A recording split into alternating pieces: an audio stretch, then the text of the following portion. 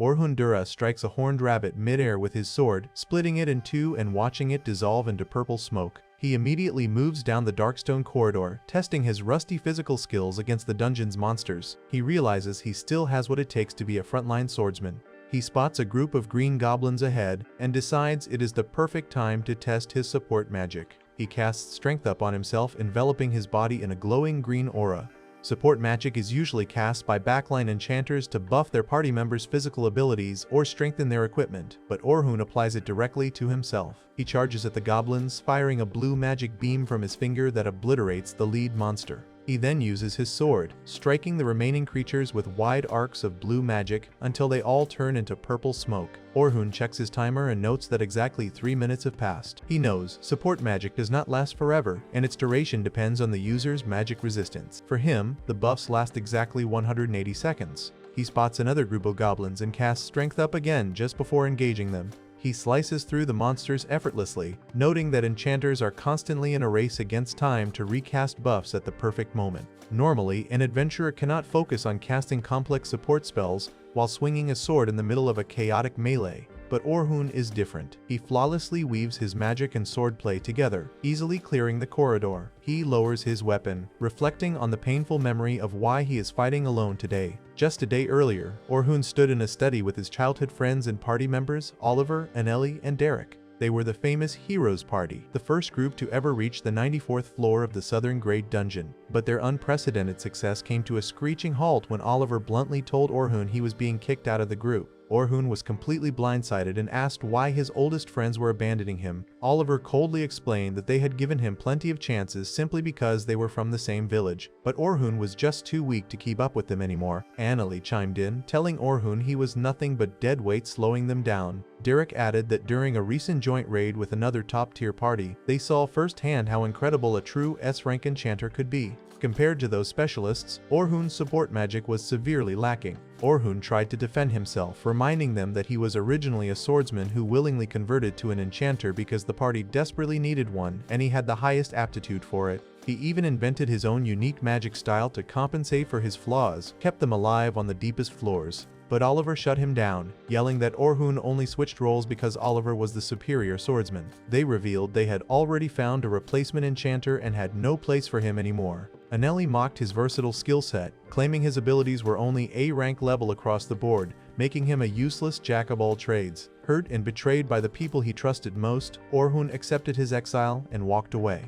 Back in the present, Orhun vows to turn their insult into his greatest strength. He embraces his new hybrid fighting style, determined to become an adventurer who can truly do everything flawlessly. He finishes his solo hunt and registers his progress at a glowing blue teleportation crystal on the 7th floor, planning to resume his journey from there next time. As he prepares to leave, a panicked group of 4 adventurers sprints past him, fleeing for their lives. Orhun overhears them arguing about leaving a new girl behind to die against a massive horde of monsters. The leader of the fleeing group, a woman in a brown cloak, defensively claims she made the right call to save her veteran friends over a rookie who just joined them that day. Orhun initially tries to mind his own business, knowing the girl just had terrible luck joining a cowardly party. However, the memory of his own party discarding him fuels his anger. He refuses to let these cowards make pathetic excuses for abandoning a comrade. Orhun steps in front of the group, grabs one of the men by the arm, and slams him to the floor. He glares at the terrified leader and demands to know exactly where they left the girl to die. Meanwhile, deep in a dark tunnel, the abandoned girl, Sophia Claudel, is backed against the stone wall by a horde of muscular gray-skinned demons. Terrified and crying, the young girl casts a defensive green magic circle, blasting the closest monsters with wind magic. She desperately calls out for her older sister to save her as she unleashes an arrow shock spell, but the sheer number of demons is too much for her to handle. The monsters close in, raising their crude wooden clubs to crush her. Suddenly, a flurry of rapid white energy slashes erupts through the dark corridor, tearing the demons to pieces. Orhun lands protectively in front of Sophia, his sword drawn and ready. Without missing a beat, he charges into the remaining horde. He spins and slashes with blinding speed, cutting down dark-furred werewolves and gray-skinned ogres alike. Surrounded by enemies, Orhun summons a green magic circle and casts strength up, unleashing a devastating magical slash that wipes out the closest beast. A massive werewolf towers over him and swings a jagged stone club, but Orhun easily blocks the heavy strike. He pushes the beast back and immediately casts technical up and sharpness up, imbuing his silver blade with a vibrant green light. He charges the remaining ogres, cleanly slicing through their weapons and bodies until every last monster dissolves into purple dust and glowing red crystals. Sophia watches in absolute awe, having never seen anyone fight with such a flawless blend of swordsmanship and enchanting. Orhun sheathes his sword and turns to the stunned girl, casually asking if she is alright. Sophia collapses in relief, sobbing tears of joy that she survived. Once they safely exit the dungeon and stand on a dirt path under a vibrant orange sunset, Orhun tells her he is leaving. Sophia frantically stops him, bowing deeply and introducing herself.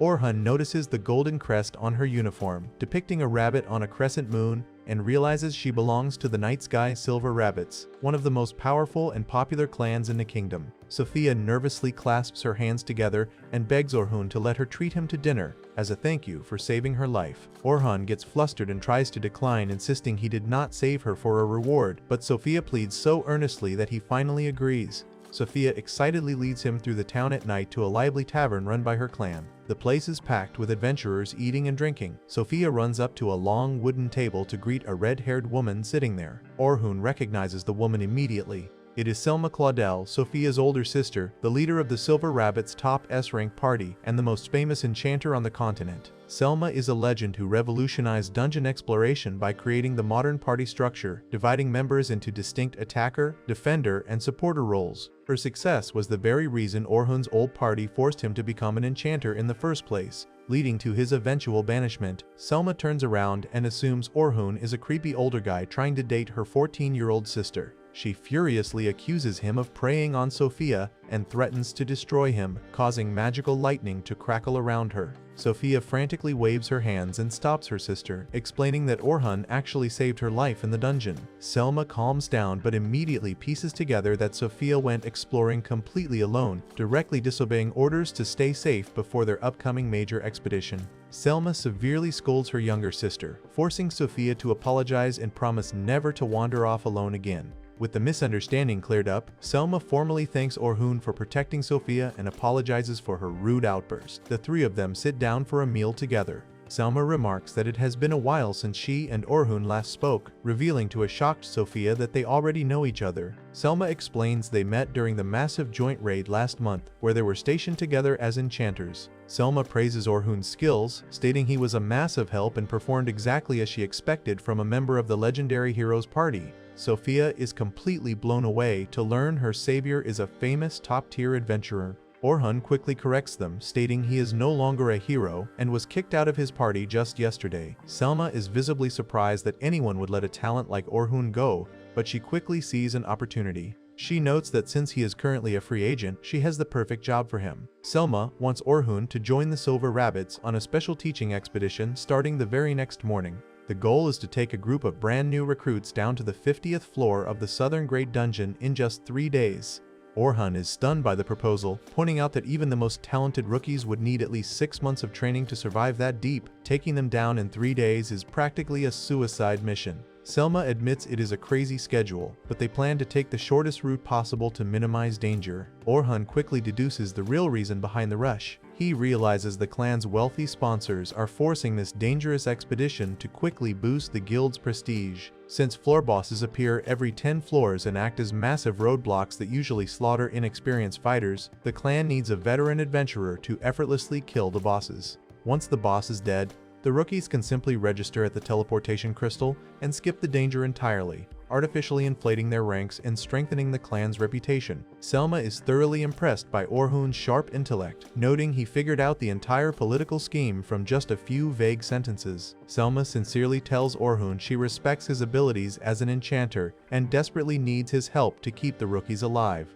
Orhun is touched by her words, especially after his old party discarded him for being a weak support mage. However, he is still hesitant to join another group so soon after his painful betrayal. Seeing his reluctance, Sophia grabs his hands across the table and desperately begs him to come along, her face flushed red with hope. Unable to say no to the girl he just saved, Orhun agrees to take the job, but he sets one firm condition. He explicitly tells Selma that he has converted back to his original class and will only participate in the expedition as a frontline swordsman, not a backline enchanter. Sophia is shocked by this sudden career change, but Selma calmly accepts his terms without argument. Deep down, Selma secretly assumes that if things go wrong in the dungeon, Orhun's heroic nature will force him to fall back on his elite enchanting skills anyway.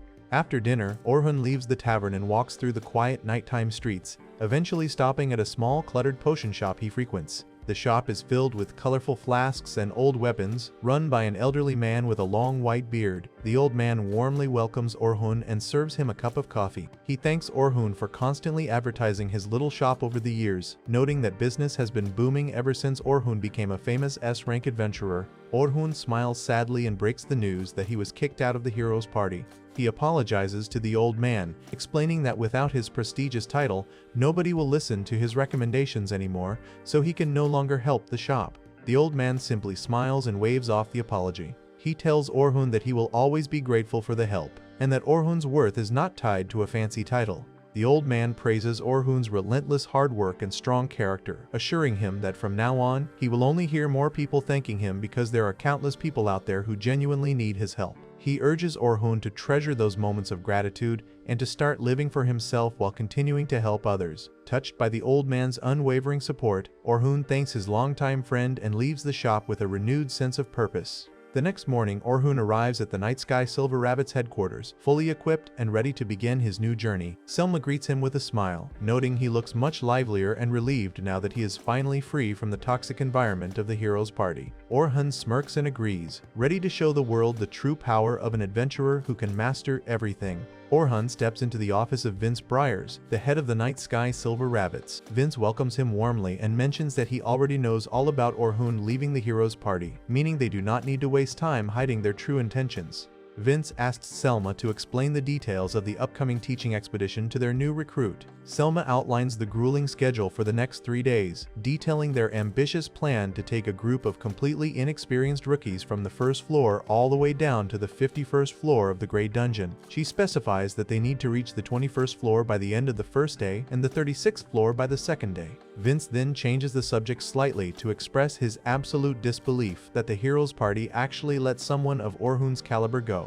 He points out that enchanters rarely get the credit they truly deserve, but he knows Orhun's support magic is incredibly fast, casting at least 4 times quicker than the average mage. Vince praises Orhun's unique ability to use multiple original spells simultaneously, perfectly analyze chaotic combat situations, predict enemy movements, and provide magical support at the exact right moment. He firmly believes the hero's party will become significantly weaker without Orhun around, which gives the Silver Rabbits a perfect opportunity to rise to the top of the guild rankings. Selma completely agrees with her boss, noting that truly powerful people like Orhun often do not stand out, unlike her own famous but somewhat overhyped reputation. Orhun listens quietly and then summarizes the expedition plan to ensure he understands, noting that 10 rookie parties will take turns fighting the monsters while 5 veteran escorts, including himself and Selma, handle any unexpected emergencies. Orhun quickly points out a major flaw in their strategy, questioning why they only have 5 escorts for such an insanely fast and dangerous schedule.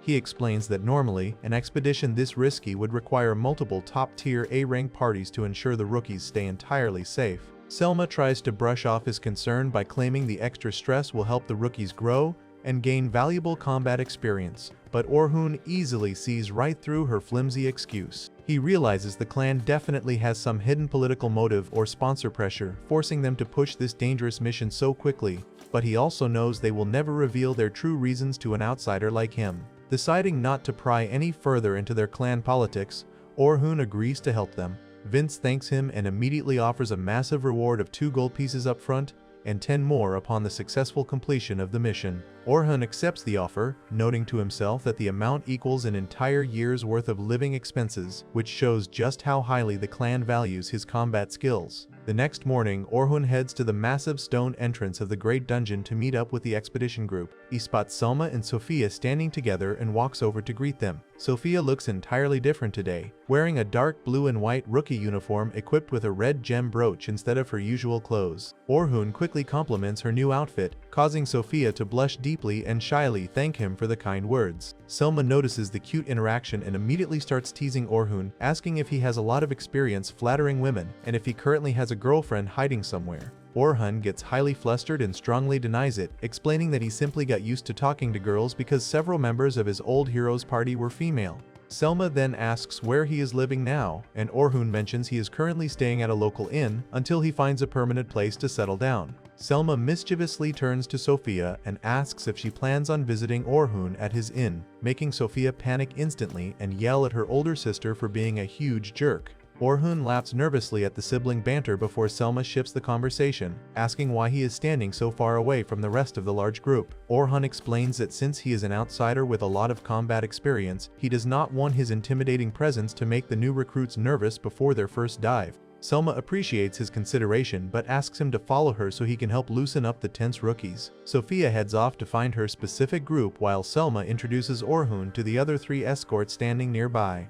Orhun meets Anthem, a sturdy defender, Bernard, another heavy defender, and Kathy, the party's dedicated healer. Selma vouches for Orhun's immense strength, and the others warmly welcome him to the team. Orhun introduces himself strictly as a frontline attacker, finalizing the escort party's balanced composition. However, Orhun secretly wonders if they originally planned to have someone else fill the attacker role before he showed up, feeling that something about the setup seems completely off. At that exact moment, he recalls a previous private conversation between Vince and Selma. Vince had expressed serious concern over Orhun joining the first group since Orhun is technically an enchanter just like Selma, and having 2 enchanters would ruin the party's combat balance. Selma had countered by revealing that Orhun specifically volunteered to act as a swordsman for this mission. She explained her deep frustration over the clan's complete lack of progress since the previous year, feeling entirely trapped and unable to recover their past losses. Selma saw Orhun's versatile skills as the perfect solution to finally push their clan forward. Back in the present, Selma steps up to address the massive crowd of anxious students gathered at the dungeon entrance. She hypes them up for their immediate descent to the 51st floor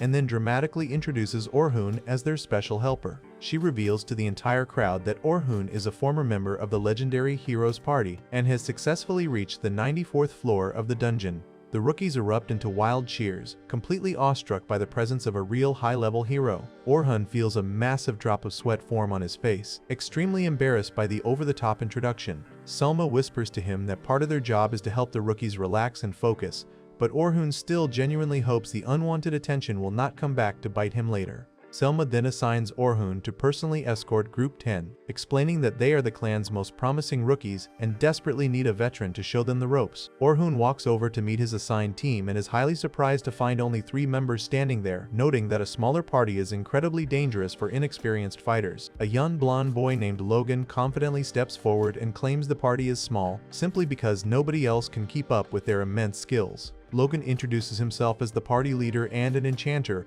boldly declaring that he will eventually surpass Selma's legendary status. Orhun notes Logan's massive ego and worries heavily about his future attitude.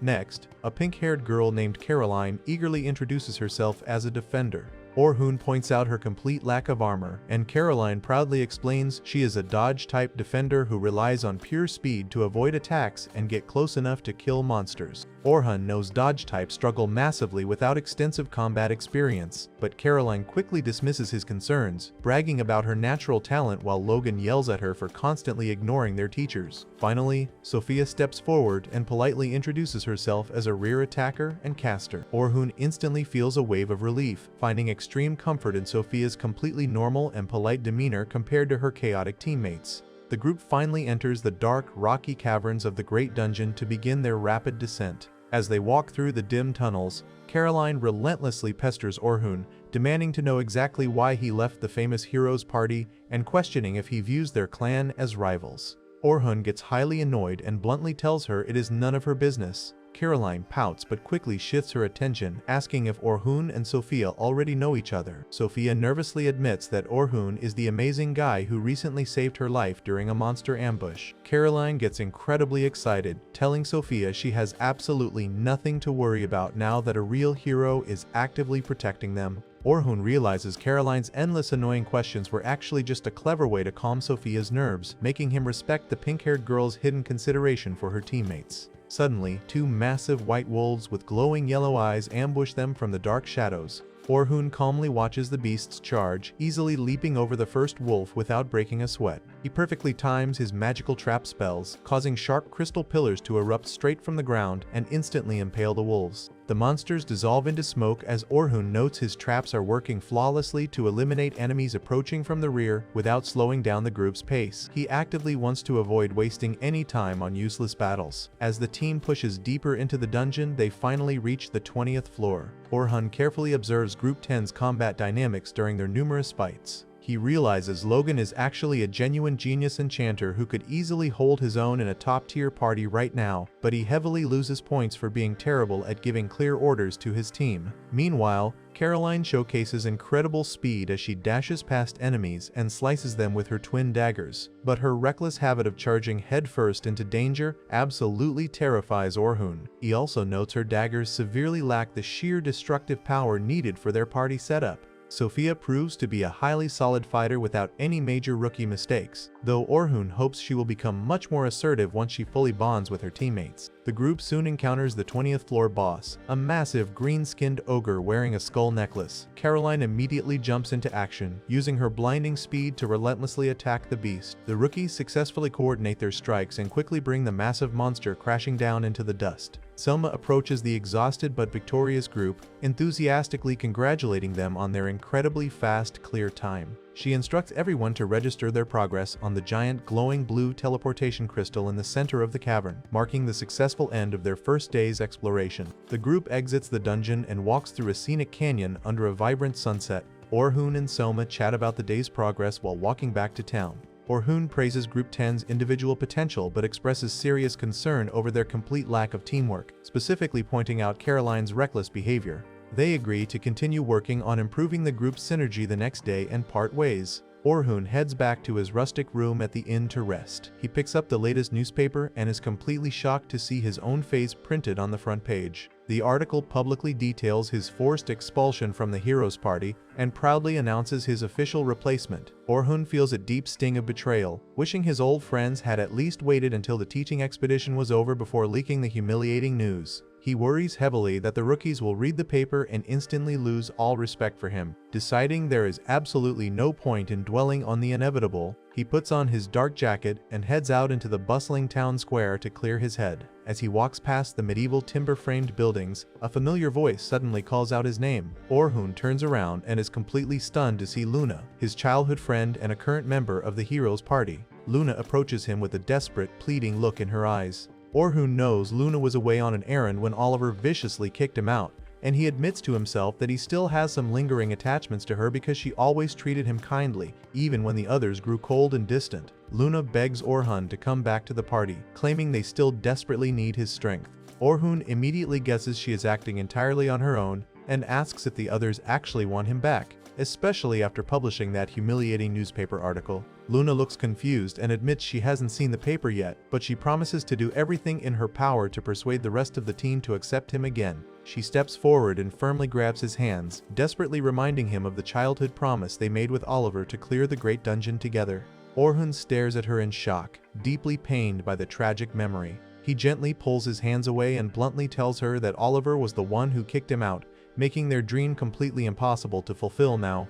He apologizes to Luna, turns his back, and walks away through a dark stone archway without looking back. Luna watches him leave with a completely heartbroken expression. As Orhun walks down the dusty path past the townspeople, he reflects on their happy childhood memories together. He accepts the painful reality that his old life permanently ended the moment they betrayed him. Knowing there is absolutely no place for him there anymore, Orhun looks forward with a hardened expression, determined to forge his own path forward because there is no going back. The next morning, Orhun arrives at the dungeon entrance and immediately notices the students whispering about him. They all read the morning newspaper article claiming he was banished from the Heroes Party for being incredibly weak. Logan steps up and points out the obvious inconsistency, reminding everyone that Orhun specifically told them he left the party on his own terms yesterday. Selma suddenly rushes over and apologizes profusely to Orhun for causing such a huge misunderstanding. She admits she hyped him up way too much to motivate the rookies, leading to the current confusion.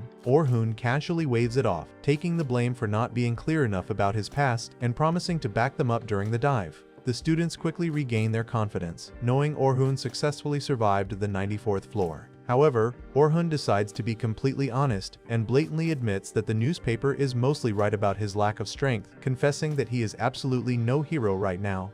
Sophia immediately jumps to his defense, loudly reminding everyone that he effortlessly slaughtered over a dozen orcs to save her just a few days ago. Orhun smiles and swears that while he might not be a legendary hero anymore, he will use his skills as a regular explorer to protect all of them and guide them safely to the 51st floor. Logan feels extremely annoyed and foolish for getting so excited over a washed-up hero, but the team moves forward anyway. The massive group enters the dark tunnels of the Great Dungeon to conquer floors 21 through 35. Orhun explains the strategy for the first stretch, stating that the veteran escorts will not issue any commands until they hit the 31st floor, forcing the rookies to take the lead and learn through actual combat. Caroline eagerly charges ahead and completely slices apart a giant frog monster with her twin daggers. Shortly after, Sophia uses her magic staff to blast a dangerous wolf creature with fire. Orhun watches them work and praises their efforts, feeling relieved that they still trust his guidance despite the bad press. They eventually reach the 31st floor, and Orhun officially takes command of the squad. He immediately senses a large group of monsters lurking in the shadows ahead and orders Caroline to run forward to draw their attention. Caroline happily complies and sprints toward the horde of club-wielding goblins to pull their aggro.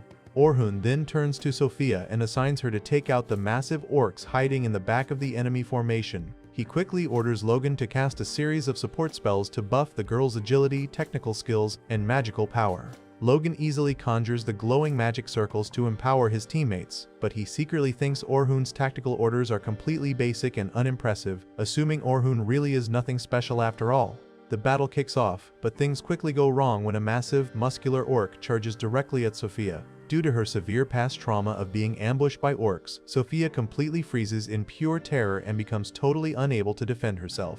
Logan notices her panic and prepares to cast his own offensive magic to save her, fully believing Orhun is just going to stand there and let her die. However, Orhun secretly casts a highly advanced debuff spell to instantly lower the charging orc's agility, significantly slowing the beast down without anyone noticing. Orhun then calmly speaks to Sophia, gently reminding her that she is no longer fighting alone and has reliable comrades to protect her. His comforting words instantly snap Sophia out of her panic. She tightly grips her staff, channels her magical energy, and unleashes an incredibly powerful advanced spell called Fire Javelin. A massive blast of swirling flames erupts from her weapon and completely incinerates the giant orc in a blinding explosion. Everyone is entirely shocked by the sheer destructive power of her attack. Orhun admits he had absolutely no idea she could use such advanced magic, while Caroline jumps for joy and heavily praises her friend's magical talent. Logan stands in the back, totally confused by the entire sequence of events. He recognizes that Orhun perfectly debuffed the orc and orchestrated the kill, leaving him wondering how someone with such insane tactical awareness ever got banished from the hero's party. The group pushes deeper and finally reaches the 35th floor, where they are suddenly ambushed by a terrifying death tarantula. The giant purple spider is incredibly dangerous, and Logan instantly panics, loudly declaring that their rookie party is nowhere near strong enough to defeat a boss-level monster. Orhun completely ignores his panic and coldly issues a rapid series of commands. He tells Logan to immediately cast agility and durability buffs on Caroline, while refreshing Sophia's magic boost. Logan complains that Orhun is just repeating the same boring orders, but he casts the spells anyway. Orhun then orders Caroline to jump directly over the spider and slash its back to draw its anger. He explicitly warns her that the beast is highly venomous and instructs her to focus entirely on dodging its attacks instead of dealing heavy damage. Caroline confidently leaps into the air and plunges her daggers into the spider's back, causing the monster to thrash wildly and focus all its attention on her. With the spider fully distracted by Caroline's evasive maneuvers, Orhun orders Logan to dedicate all his focus to keeping Caroline's mobility buffs active. He then commands Sophia to pin the monster down with her offensive magic. Sophia launches a barrage of sharp wind blades that repeatedly strike the spider, but the injured beast suddenly retaliates by spitting a massive stream of thick white webs, completely wrapping Caroline up in a sticky cocoon. Caroline screams for help as she struggles against the unbreakable threads. Logan completely freaks out, realizing he has hit his absolute limit of casting 3 spells at once, and wonders if Orhun actually predicted this disastrous outcome. Orhun remains perfectly calm and immediately orders Sophia to prepare her heavy rock arrow spell. He then tells Logan to cast another magic boost on Sophia to maximize her damage output. Turning his attention to the trapped Caroline, Orhun instructs her to use the sharpness buff she received earlier to cut herself free. Empowered by the magic, Caroline easily slices through the thick webs with her glowing daggers and escapes unharmed.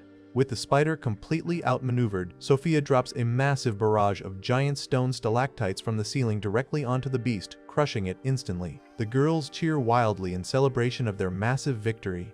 Orhun approaches Logan and heavily praises his flawless support magic, crediting him for making the entire strategy work. Logan is completely taken aback by the genuine compliment and sincerely thanks Orhun for his leadership. The expedition successfully wraps up for the day, and Selma gathers all the students outside the dungeon entrance, reminding them to get plenty of rest because tomorrow is their final test. As the massive crowd disperses, Logan and his veteran teammate approach Orhun on the dirt path and invite him to grab dinner with them. Orhun happily accepts the invitation, feeling a massive wave of relief that his new peers are completely ignoring the humiliating newspaper article. Later, Logan gathers with Caroline and Sophia in a private room to seriously discuss Orhun's true capabilities. Logan asks Sophia to explain exactly how Orhun fought when he saved her in the dungeon a few days ago. Sophia enthusiastically details how Orhun unleashed a massive wind blast and cast a sharpness buff on his own sword before slicing through the entire horde of orcs. Logan is completely baffled by this information, explaining that sharpness buffs are strictly designed for weapons, not for boosting a person's physical stats. He cannot comprehend why Orhun recently converted into a frontline attacker when he acted like the most perfect enchanter during their entire expedition today.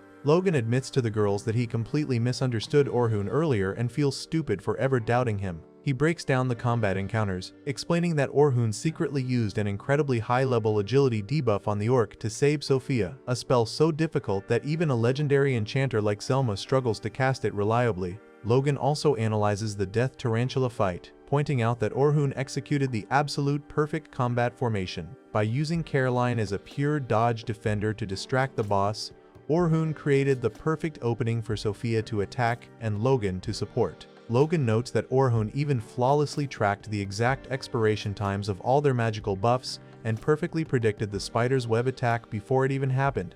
Logan fully admits that Orhun is an absolute genius whose tactical mind operates on a completely untouchable level. Fired up by this realization, Logan aggressively vows to steal all of Orhun's techniques and strategies to become an elite enchanter himself.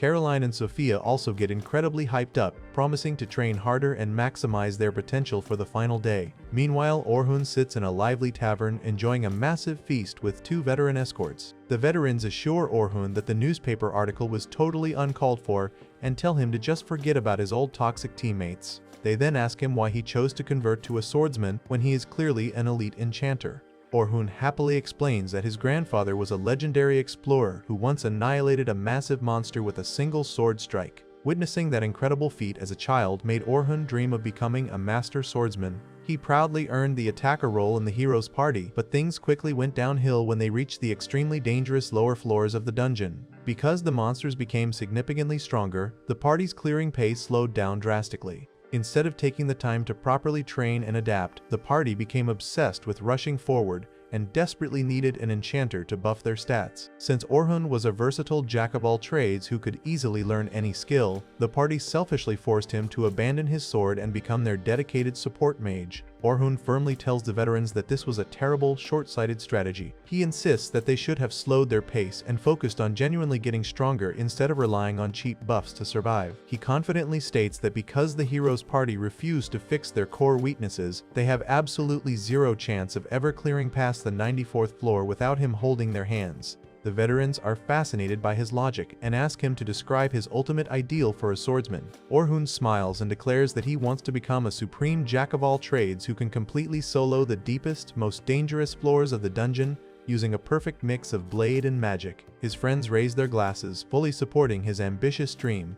Later that night, Caroline and Sophia share a steamy hot shower to wash off the dungeon grime. Caroline excitedly notes that tomorrow is the absolute final day of their teaching expedition, but then her tone shifts as she realizes they will have to say a permanent goodbye to Orhun once it ends. She hates the idea of losing him and boldly suggests that Sophia just ask Orhun to permanently join the Night Sky Silver Rabbits clan. Sophia gets totally flustered, insisting that Orhun is nothing like her pushy sister Selma and that forcing him to join would be incredibly selfish. However, as Caroline continues to gently pressure her, Sophia admits that she would be completely heartbroken if she never got to see Orhun again, and she finally agrees to at least try asking him to stay.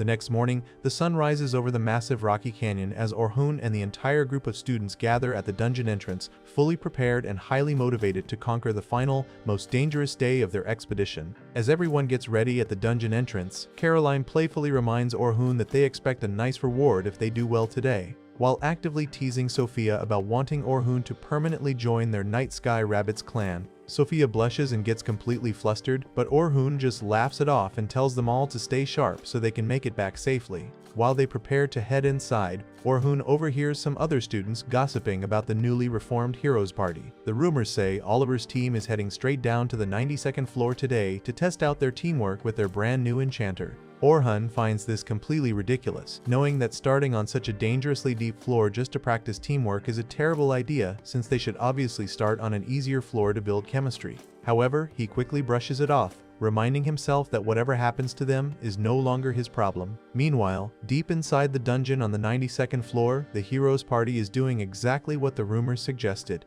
Oliver is acting incredibly cocky, proudly bragging about how much better off they are without that loser Orhun dragging them down. He tells their new green-haired enchanter, Philly, to show them what she can do, fully expecting her to prove that kicking Orhun out was the right choice. However, the reality of their situation is completely different from what Oliver confidently believes. Just 2 days ago, during a lavish welcome party for Philly, the team was celebrating their new top-tier enchanter from the Western Dungeon. They drank and ate heavily, complaining about how Orhun was too stingy with the party's funds and celebrating their new freedom. Right in the middle of the party, Luna arrived late and was absolutely horrified to discover that Orhun was suddenly working with the Night Sky Rabbits. She demanded to know what happened while she was gone, and Oliver casually explained that they finally kicked the jack-of-all-trades out for being too weak. Luna was completely stunned by their stupidity. She angrily opposed their decision, straight up telling them that Orhun was the absolute core of their party and that they would never survive the lower floors without his guidance. Derek and Oliver completely dismissed her warnings, claiming that Philly was a way better enchanter and that Orhun's buffs were lame.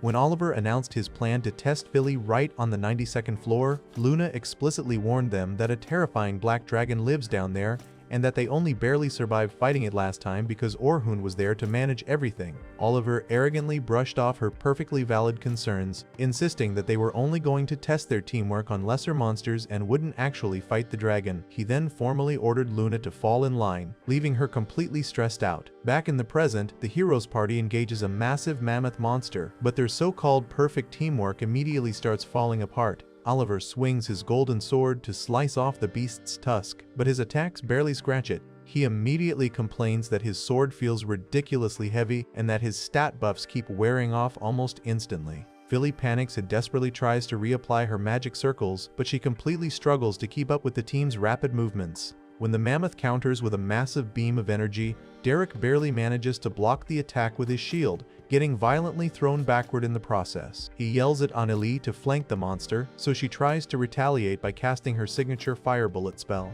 However, the resulting explosion is pathetically small and completely ineffective. Oliver furiously yells at Philly to buff Anneli, but Philly cries out that she already did. Anneli manages to cast a slightly larger fire spell, but the mammoth easily brushes it off and fires powerful energy beams right back at them, scattering the entire team across the rocky floor. Oliver screams at Philly to monitor the monster's attack patterns and warn them before it strikes, but Philly tearfully admits that she is too overwhelmed just trying to keep their basic buffs active. The entire party is left battered and exhausted from fighting a single standard monster. Oliver is completely baffled as to why his attacks are so incredibly weak today.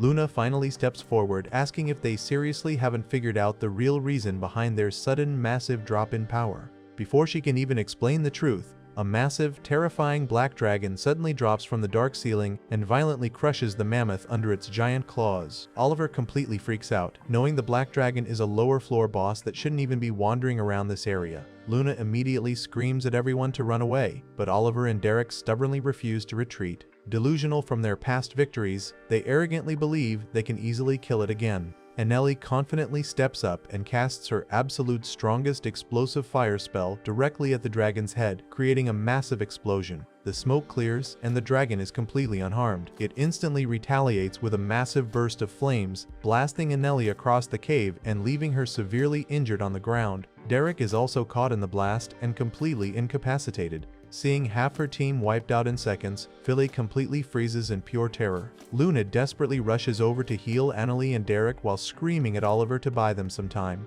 The Black Dragon begins charging its most powerful breath attack, so Oliver activates his ultimate move, Divine Flash, and charges straight at the beast. He clashes his glowing sword against the dragon's breath, creating a massive explosion of yellow light, but he is violently blown away by the impact. As the smoke clears, the dragon remains entirely unbothered. Oliver falls to his knees, completely terrified and broken. He finally begs Luna to tell him what to do. Luna furiously yells at him to act like a leader, but seeing that he is paralyzed by fear, she makes the call herself. She tells Oliver to smash a fickle gate, an extremely rare emergency escape item that forcibly teleports the user to a random boss room. Even though they will have to immediately fight another boss, it is their absolute only chance to escape the Black Dragon right now. Oliver agrees and shatters the vial on the ground, opening a glowing purple portal. The team quickly grabs their injured members and jumps through, landing in a snowy crystalline landscape. However, to their absolute horror, the Black Dragon follows them right through the portal before it closes. But before the dragon can attack them again,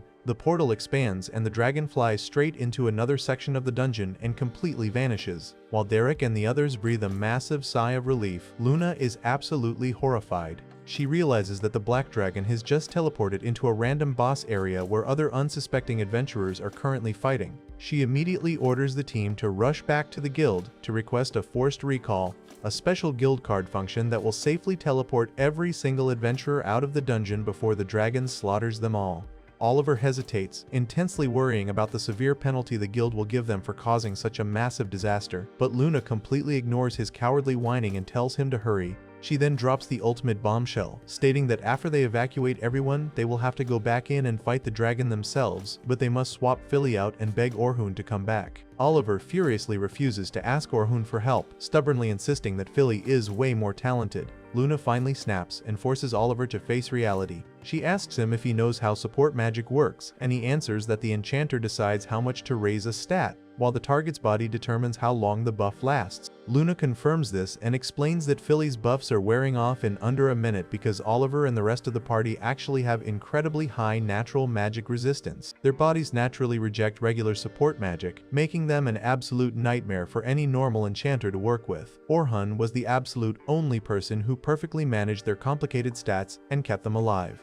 Oliver still doesn't understand why his attacks are so weak, arguing that Philly is still a stronger mage. Luna completely shatters his ego right then and there. She reveals that Orhun secretly developed original support magic that increased their attack potency by 50 times. She explains that even the absolute best enchanters in the world, like Selma from the Night Sky Rabbits, can only boost stats by 10 times. Orhun's magic was completely off the charts. Furthermore, Orhun applied his magic directly to their weapons and armor, entirely absorbing the massive weight of their gear, which is exactly why Oliver's sword suddenly feels impossibly heavy today. Luna explains that Oliver and Annalie only ever landed powerful attacks because Orhun was secretly carrying 98% of the workload. Because Orhun's buffs were so insanely overpowered, Oliver and Annalie got completely arrogant, stopped training properly, and started relying entirely on his magic to do all the heavy lifting without even realizing it. Luna bluntly tells Oliver that he barely gathered any magical energy during his Divine Flash attack because he was so used to Orhun just amplifying his weak efforts. The devastating truth finally hits Oliver like a truck. His incredible strength, his legendary speed, his devastating attacks, it was all completely fake. He was never a powerful hero. He was just a perfectly puppeted weapon wielded by Orhun's genius magic. Defeated and totally humiliated,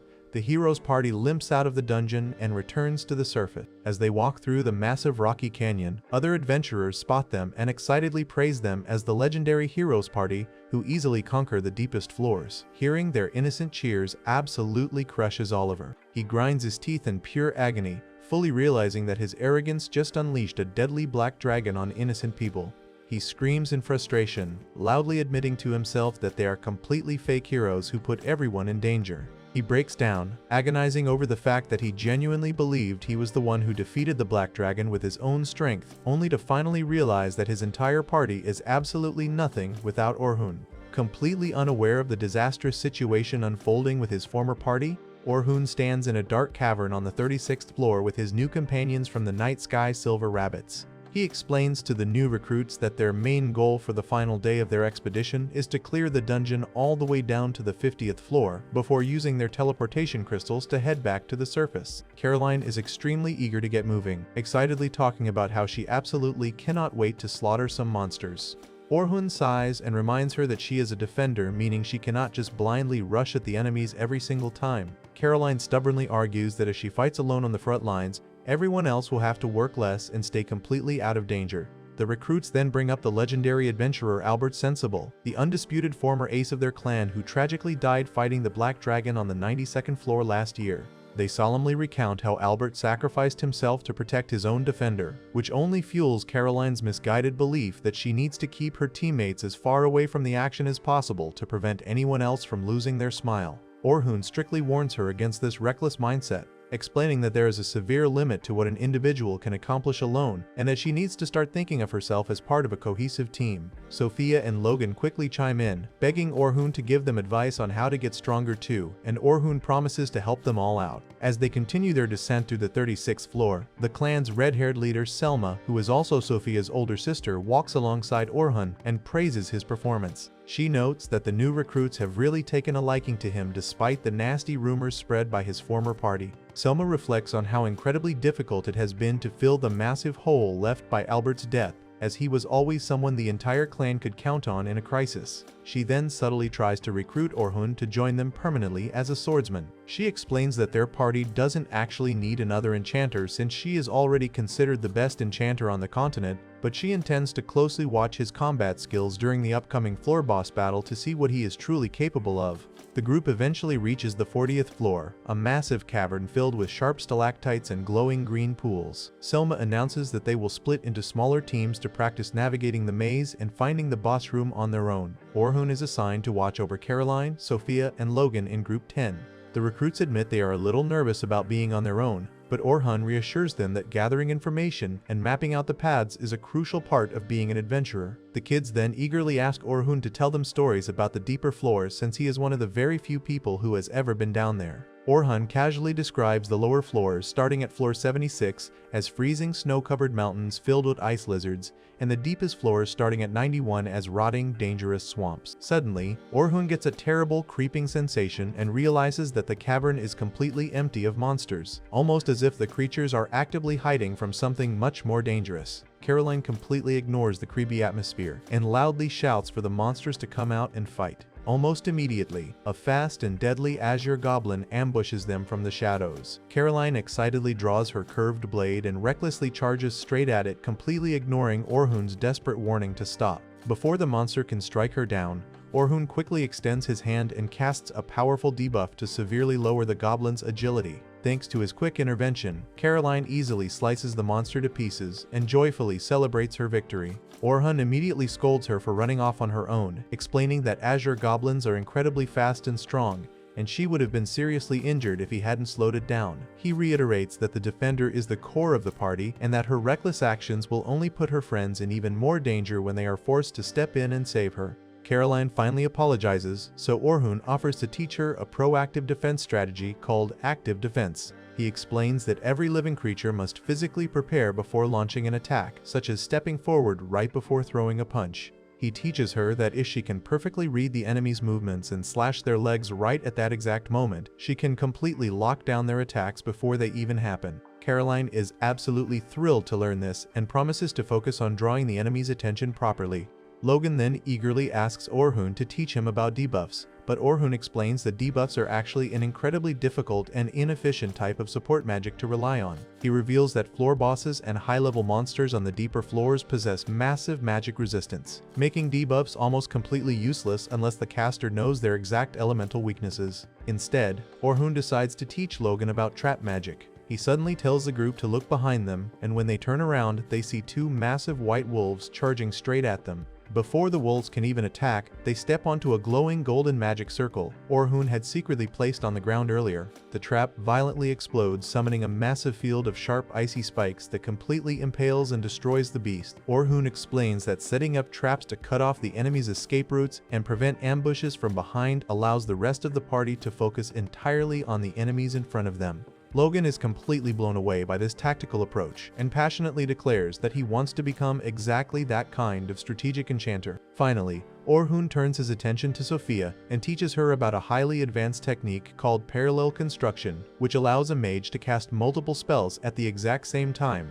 He explains that single spells are rarely enough to kill powerful monsters on the lower floors, and waiting to cast them back to back leaves a mage completely vulnerable during the preparation time. By starting to construct a second spell while the first is only halfway ready, she can completely eliminate her downtime and chain weaker spells together efficiently. He mentions that her sister Selma is so skilled that she can cast 5 spells simultaneously, leaving Sophia in absolute awe. Sophia shyly admits that she would rather have Orhun teach her than her sister, and Orhun nervously agrees to help her as long as Selma approves. Meanwhile, back on the surface, Luna violently bursts through the doors of the Guildmaster's office, desperately demanding an immediate forced teleport for every single adventurer currently inside the Great Dungeon. The Guildmaster is completely shocked and heavily hesitates, explaining that pulling everyone out at once requires an unbelievable amount of mana and can only be used in the most extreme emergencies. Luna urgently reveals the horrifying truth that the Black Dragon managed to use a fickle gate to escape the 92nd floor and could literally appear anywhere in the dungeon at any moment to slaughter unsuspecting explorers.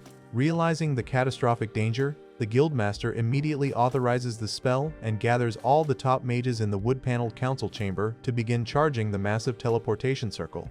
The guild elders furiously yell at Oliver and his party for causing such a massive disaster, telling them that many innocent lives are now at risk because of their incompetence. The Guildmaster strictly orders the hero's party to head back into the dungeon and defeat the Black Dragon the second the evacuation is complete. Oliver and his teammates are completely paralyzed by fear, knowing they stand absolutely no chance, but Luna steps up and declares that they have one major condition before they head back in. She tells the group that they must prioritize pulling out the adventurers on the 40th to 50th floors first. When her party members angrily ask why, Luna coldly reminds them that Orhun is currently down there and that they are officially the weakest party without his buffs, meaning their survival completely depends on getting him back. Back in the dungeon, Orhun's group finally reaches the 50th floor and prepares to face the area's boss. Selma instructs the new recruits to stay back in the safe zone while she and the chaperones handle the fight alone so the kids can learn from watching an advanced party in action. A massive, 4-armed blue monster with bright red hair and a giant bone necklace emerges from the shadows, roaring fiercely while wielding a heavy spiked club.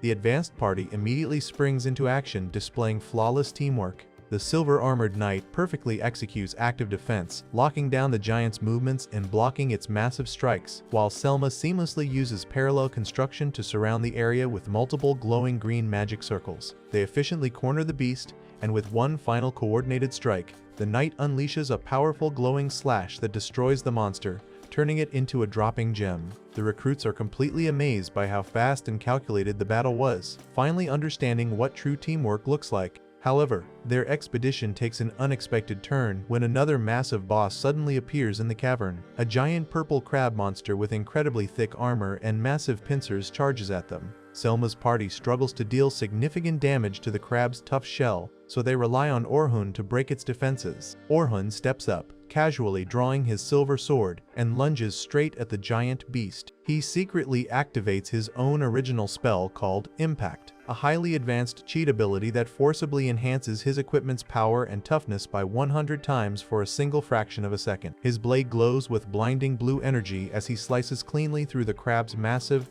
heavily armored claw in one devastating strike. The rest of the group is absolutely stunned by his absurd physical power, completely unaware of the overpowered magic he just used. With the crab's main weapon destroyed, Selma orders a full party attack, and they quickly obliterate the monster with a barrage of powerful spells, completely splitting its shell in half. With the boss defeated and the 50th floor officially cleared, Selma proudly announces that they are done for the day and can finally head home to celebrate their success. The recruits cheer happily, and Orhun smiles, glad that everything went smoothly and that nobody got hurt. But just as he crosses his arms to relax, the terrible creeping sensation from earlier suddenly returns, hitting him harder than ever before. Before anyone can even process what is happening, the dark rocky ceiling above them violently shatters like fragile glass, revealing a blinding, iridescent purple dimensional rift. The entire cavern shakes violently as a massive, terrifying creature bursts through the shattered space and crashes heavily onto the cavern floor. The recruits scream in absolute terror as the dust clears, revealing the monstrous black dragon with its glowing yellow eyes and razor-sharp teeth glaring directly down at them. Orhun stares up at the impossibly powerful beast in complete shock, realizing that the catastrophic danger he sensed all day has just landed right on top of them. The recruits are absolutely terrified as the massive black dragon glares down at them, its oppressive presence making it hard for anyone to even breathe. Selma realizes she needs to take command immediately, but the sheer terror of facing a legendary monster that slaughters helpless adventurers completely paralyzes the entire group. Orhun quickly assesses the disastrous situation and realizes the actual boss of this floor is already dead, meaning if they can just get past the dragon and reach the teleportation crystal, they can all escape to the surface. He briefly considers making a run for it, knowing that monsters usually target large groups, so the dragon would likely ignore him and slaughter the recruits, allowing him to survive.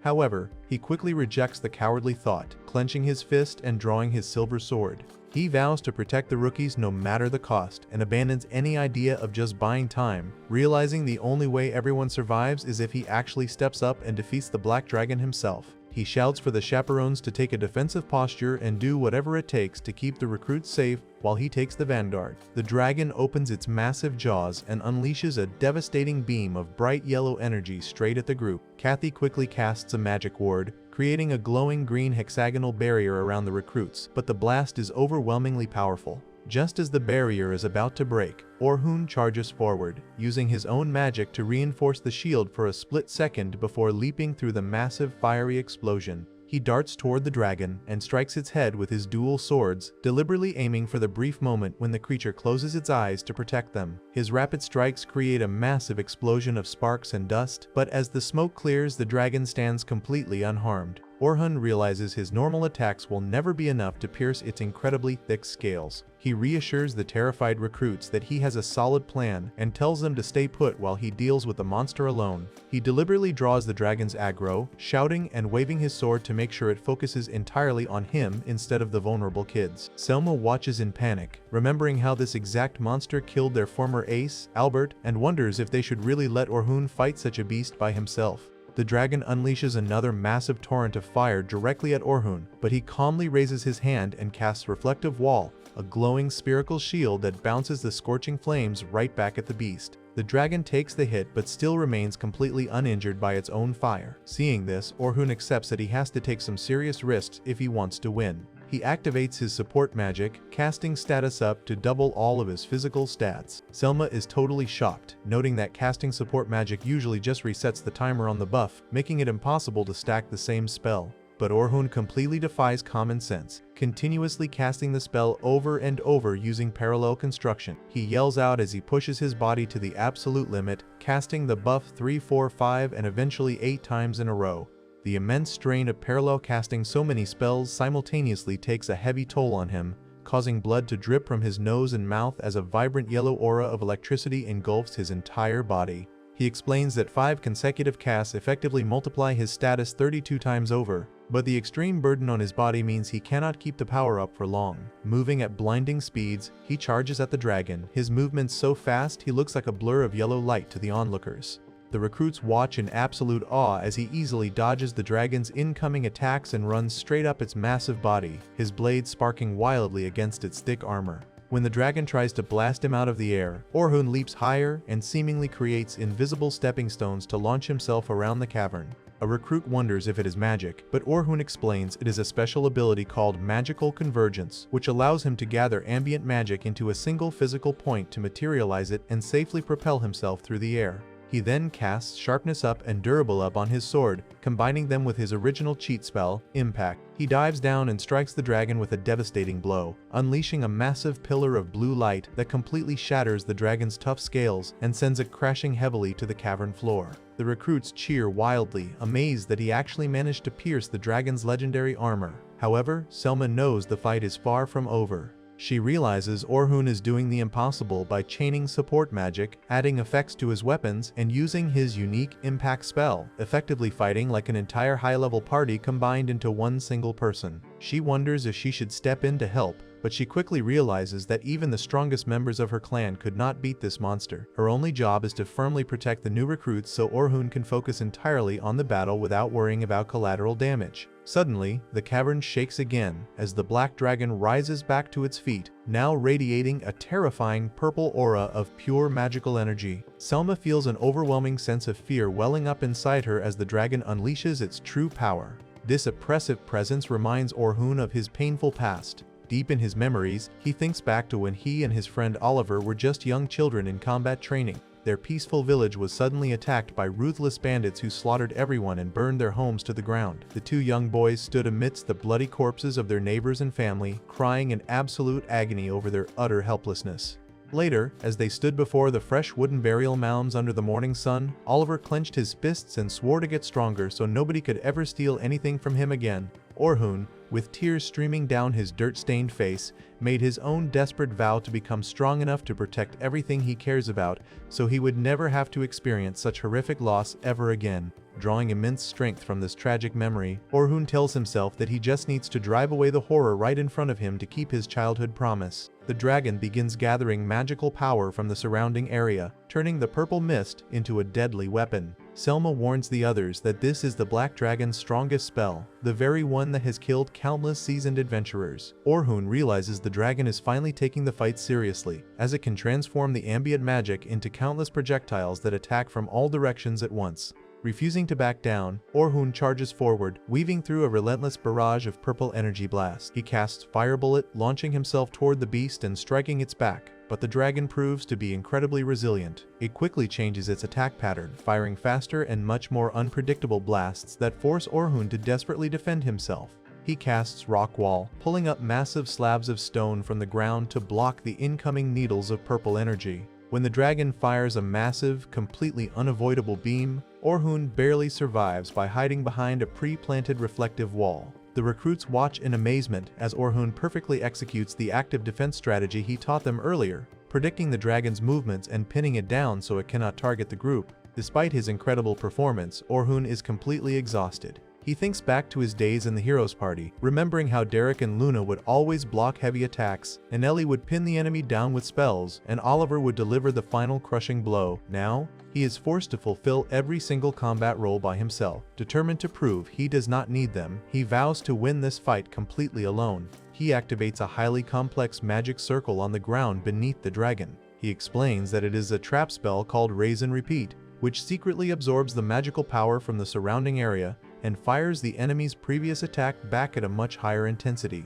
The trap detonates perfectly, engulfing the dragon in a series of massive fiery explosions. The recruits are completely blown away, realizing Orhun is using everything he taught them about trap magic and parallel construction to turn the entire battlefield to his advantage. Orhun proudly declares that his trap is just as strong as Anili's best attack magic. However, he knows it will not be enough to finish off the incredibly tough floor boss. He gathers all his remaining magical power, channeling it into a pitch-black blade of pure shadow energy. He declares that he wants to be a swordsman capable of fulfilling every single role in a party. With a fierce shout, he unleashes Divine Flash combined with Impact, sending a colossal wave of purple and white energy slicing directly through the cavern. The devastating attack hits the dragon head-on, completely obliterating its massive body into thick clouds of smoke and debris. The recruits cheer, fully believing the battle is finally over, but Orhun suddenly stares in shock as a massive, glowing red eye glares at him through the settling dust. The dragon actually sacrificed its own tail and lower body to survive the blast, and its massive, sharp-toothed head lunges right at him. Orhun realizes that his blade is shattered and his buffs have completely run out. Soma tries to cast her own status up to help him, but her magic simply fizzles out.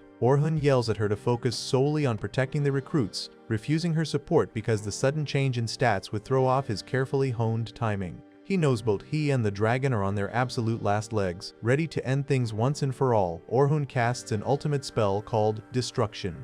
A massive pillar of dark energy erupts from the rocky ground, swirling around him as he converges all of his highly amplified magic into a colossal, glowing, pitch-black greatsword. He explains that even without using Impact, this spell's sheer power far exceeds any special rank magic in existence. Gripping the massive weapon, Orhun launches himself straight at the dragon, dodging a chaotic flurry of green and purple magic seals meant to stop him. As he violently closes the distance, he casts weight up to vastly increase his physical momentum, turning himself into a radiant yellow streak of unstoppable force. He plunges the massive greatsword directly into the dragon's skull, triggering an absolutely blinding explosion of blue, yellow, and red light that completely shatters the surrounding cavern and vaporizes the remaining parts of the black dragon. The shockwave sends debris flying everywhere, but the recruits are kept entirely safe behind their defensive barriers. As the thick clouds of smoke and dust finally begin to settle, a heavy, eerie silence falls over the ruined battlefield. Selma and the other girls rush forward through the haze, desperately looking for Orhun among the wreckage. They find him standing amidst the rubble, heavily panting and completely drained of energy, but still gripping the hilt of his sword. He gives them a faint, relieved smile before his exhausted body finally gives out. Selma quickly steps in and catches him before he hits the ground, tears of relief streaming down her face. The rest of the recruits eagerly run over, cheering wildly and celebrating their miraculous survival. They are all completely overwhelmed with joy, knowing that Orhun single-handedly defeated the legendary Black Dragon and kept every single one of them alive against impossible odds. Just as the massive dust cloud from the explosion begins to settle, a brilliant teleportation light suddenly engulfs the remaining members of the expedition party, forcefully ripping them out of the dungeon and depositing them back onto the rocky surface under the clear blue sky. The large crowd of students and chaperones is completely disoriented, loudly murmuring and looking around in utter confusion about what just happened.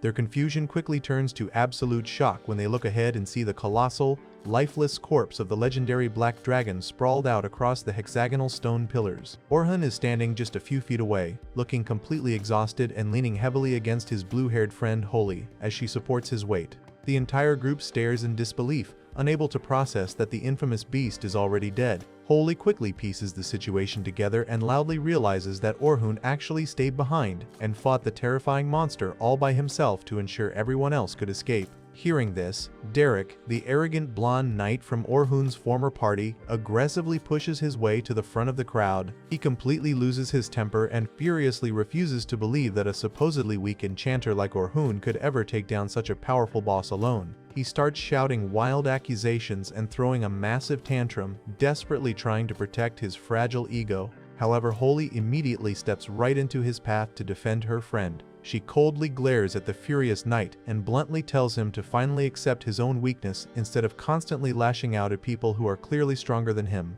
Her harsh words completely shatter Derek's pride, and in a fit of pure rage, he draws his weapon and charges right at her. Completely unfazed by his aggressive advance, Holy simply calls upon her glowing fairy companion, Pixie, and calmly summons a highly complex gravity magic circle directly beneath Derek's armored boots. The incredibly heavy spell instantly forces the fully armored knight to his knees, completely paralyzing his body and pinning him helplessly against the hard rocky floor. Holy casually stands over him, stating that the fight is already over and commanding everyone to stand down. Derek is left to grit his teeth and sweat in absolute humiliation while his party leader, Oliver, watches the entire pathetic display with bitter frustration. Later that night, back at the peaceful academy campus, Sophia sits alone at her wooden desk in her dorm room, happily writing her official expedition report. She is completely infatuated with Orhun and simply cannot wipe the huge smile off her face as she thinks about how incredibly cool he looked while fighting the dragon. She deeply admires his overwhelming strength and the gentle, caring expression he always shows her, absolutely thrilled and blushing as she realizes he saved her life yet again. Just then, the door creaks open and her older sister, Selma, drags herself into the room looking completely drained and utterly exhausted from the day's stressful events. Selma barely manages to greet her sister before collapsing face first onto her bed, groaning that she just wants to sleep. Seeing her older sister so wiped out, Sophia cheerfully suggests they go down to the academy's hot baths to relax their muscles. A little while later, the two sisters are soaking in the steaming water, enjoying the thick mist and the soothing heat. Sophia excitedly brings up Orhun's unbelievable battle against the Black Dragon. Selma sighs and openly admits that Orhun exists on a completely different level, stating that his bottomless well of strength and insane magical casting is something she cannot even begin to comprehend. However, Sophia surprises her by saying that she actually understood his highly complex fighting style perfectly. She enthusiastically explains that despite all the flashy, overwhelming magic and blinding speed, Orhun was simply executing the exact basic techniques he had been teaching them all week about how rear attackers and defenders should properly operate on the battlefield. Selma is genuinely amazed by Sophia's incredibly sharp observation skills and affectionately kisses her sister on the forehead, proudly telling her how much she respects her independence, strong will, and determination to learn. The very next morning, Orhun wakes up in his small, sunlit room, groaning loudly in pain. The incredible physical toll of parallel casting high-tier magic and pushing his body past its absolute mortal limits has left him with severe muscle aches, though he is incredibly relieved to find that there are no permanent magical after effects. A short while later, Selma stops by his room to check on his recovery. She formally bows and personally thanks him from the bottom of her heart for saving all of the new recruits without a single casualty. She then reveals the real purpose of her visit, asking if he would be willing to come to their clan headquarters right away because their leader explicitly requested to meet him. Orhun agrees, and they head to the grand, heavily fortified office of Vince, the leader of the Night Sky Silver Rabbits. Vince sits behind a massive wooden desk adorned with the clan's golden rabbit emblem and gets straight to the point. He directly offers Orhun a highly coveted position as a frontline attacker for Unit 1, their absolute strongest party, and even offers to officially recommend him for a lieutenant role right off the bat. Selma stands proudly beside her leader and fully supports the idea, expressing her strong desire to work alongside him to support the clan. Orhun is genuinely surprised by such a massive and prestigious offer, noting that almost any other adventurer in the city would jump at the chance instantly. However, the deep emotional scars from being horribly betrayed by his previous party still haunt him, making him fear commitment, so he respectfully asks for some time to think the offer over. Vince completely understands his hesitation and tells him to take all the time he needs, casually mentioning that the Adventurers Guild also sent an urgent request for Orhun to visit them. Leaving the grand headquarters, Orhun decides to drop by his old friend's rustic potion shop to ask for some much-needed advice. The white-bearded shopkeeper listens carefully as Orhun admits he is terrified of joining a new clan only to end up being used and thrown away again, just like Oliver's party did to him. The old man warmly laughs and gently reminds him that while getting used is a harsh way to put it, relying on others and making up for each other's weaknesses is exactly how people truly grow and survive in this world. Orhun takes the wise words to heart but remains heavily conflicted. He then heads over to the Adventurers Guild, walking straight into an incredibly tense meeting in the Guildmaster's dark, wood-paneled office. The Guildmaster is severely interrogating Oliver, Derek, Anelie, and the rest of Orhun's former party about their incredibly reckless decision to dive straight into Floor 92 with a brand new, inexperienced enchanter, a foolish move that nearly got their entire party wiped out. The moment Orhun walks in, Derek and Anelie immediately try to shift the negative attention away from themselves by loudly mocking him. They arrogantly claim that Orhun only managed to land the finishing blow on the Black Dragon because they had already severely weakened it beforehand, calling his victory nothing but sheer dumb luck. Orhun coldly tells them to shut up and points out that they are completely delusional and have absolutely no part in his accomplishments. He then turns his intense anger directly toward Oliver, furious that his former best friend fired him simply because he severely underestimates the true value and massive effort of an enchanter. Oliver aggressively defends his incredibly poor leadership choices, claiming that an enchanter's job is incredibly easy since they just sit safely in the back and lazily recast buffs whenever the previous ones expire. Hearing this level of pure, unadulterated ignorance makes Orhun completely snap. He steps right up to the table, coldly stares Oliver down, and completely destroys his entire argument by explaining the massive mental burden of managing a party. He aggressively lists off the exact, wildly different durations of their individual magical buffs, noting with absolute precision that Oliver's buff lasts exactly 61 seconds, Anelie's lasts 134 seconds, and Derek's lasts 186 seconds. Orhun furiously explains that a real enchanter has to perfectly track all of these completely different timers in their head, completely refresh the complex spells precisely before they run out, and simultaneously issue highly tactical commands to the entire party while dodging deadly monster attacks in the middle of a chaotic battle. He loudly demands to know how Oliver could ever consider that incredibly stressful job easy, leaving the arrogant hero completely speechless, wide-eyed, and grinding his teeth in pure frustration at being publicly humiliated. Meanwhile, back at the Sunny Academy courtyard, Sophia meets up with her pink-haired friend and a blonde boy from their training squad. They are all incredibly eager to track down Orhun and officially ask him to join the Night Sky Silver Rabbits. They run into Selma in the garden and excitedly share their grand plan, but Selma looks incredibly doubtful. She bluntly tells the kids that Orhun is simply far too powerful, and dragging a bunch of inexperienced rookies around would only slow his incredible progress down. The kids completely agree that they are currently useless to him in a real fight, but the blonde boy confidently states that just being around someone that overwhelmingly strong will push them to learn and improve at a massive rate. The pink-haired girl enthusiastically chimes in, cheering that training under him is actually really fun and rewarding. Sophia adds that she absolutely does not want to say goodbye to him and genuinely wants to keep learning from his incredible expertise. Hearing their unwavering determination and pure admiration, Selma realizes she was completely overthinking the situation. She smiles warmly and points them toward the Adventurers Guild. The three kids immediately sprint off into the bustling town to find him. Shortly after leaving the incredibly tense guild meeting, Orhun spots the three kids eagerly running through the crowded cobblestone streets, loudly calling his name. Still heavily unsure about joining the clan and deeply afraid of letting them down or getting attached, he immediately panics and decides to run away. He ducks into a narrow stone alleyway,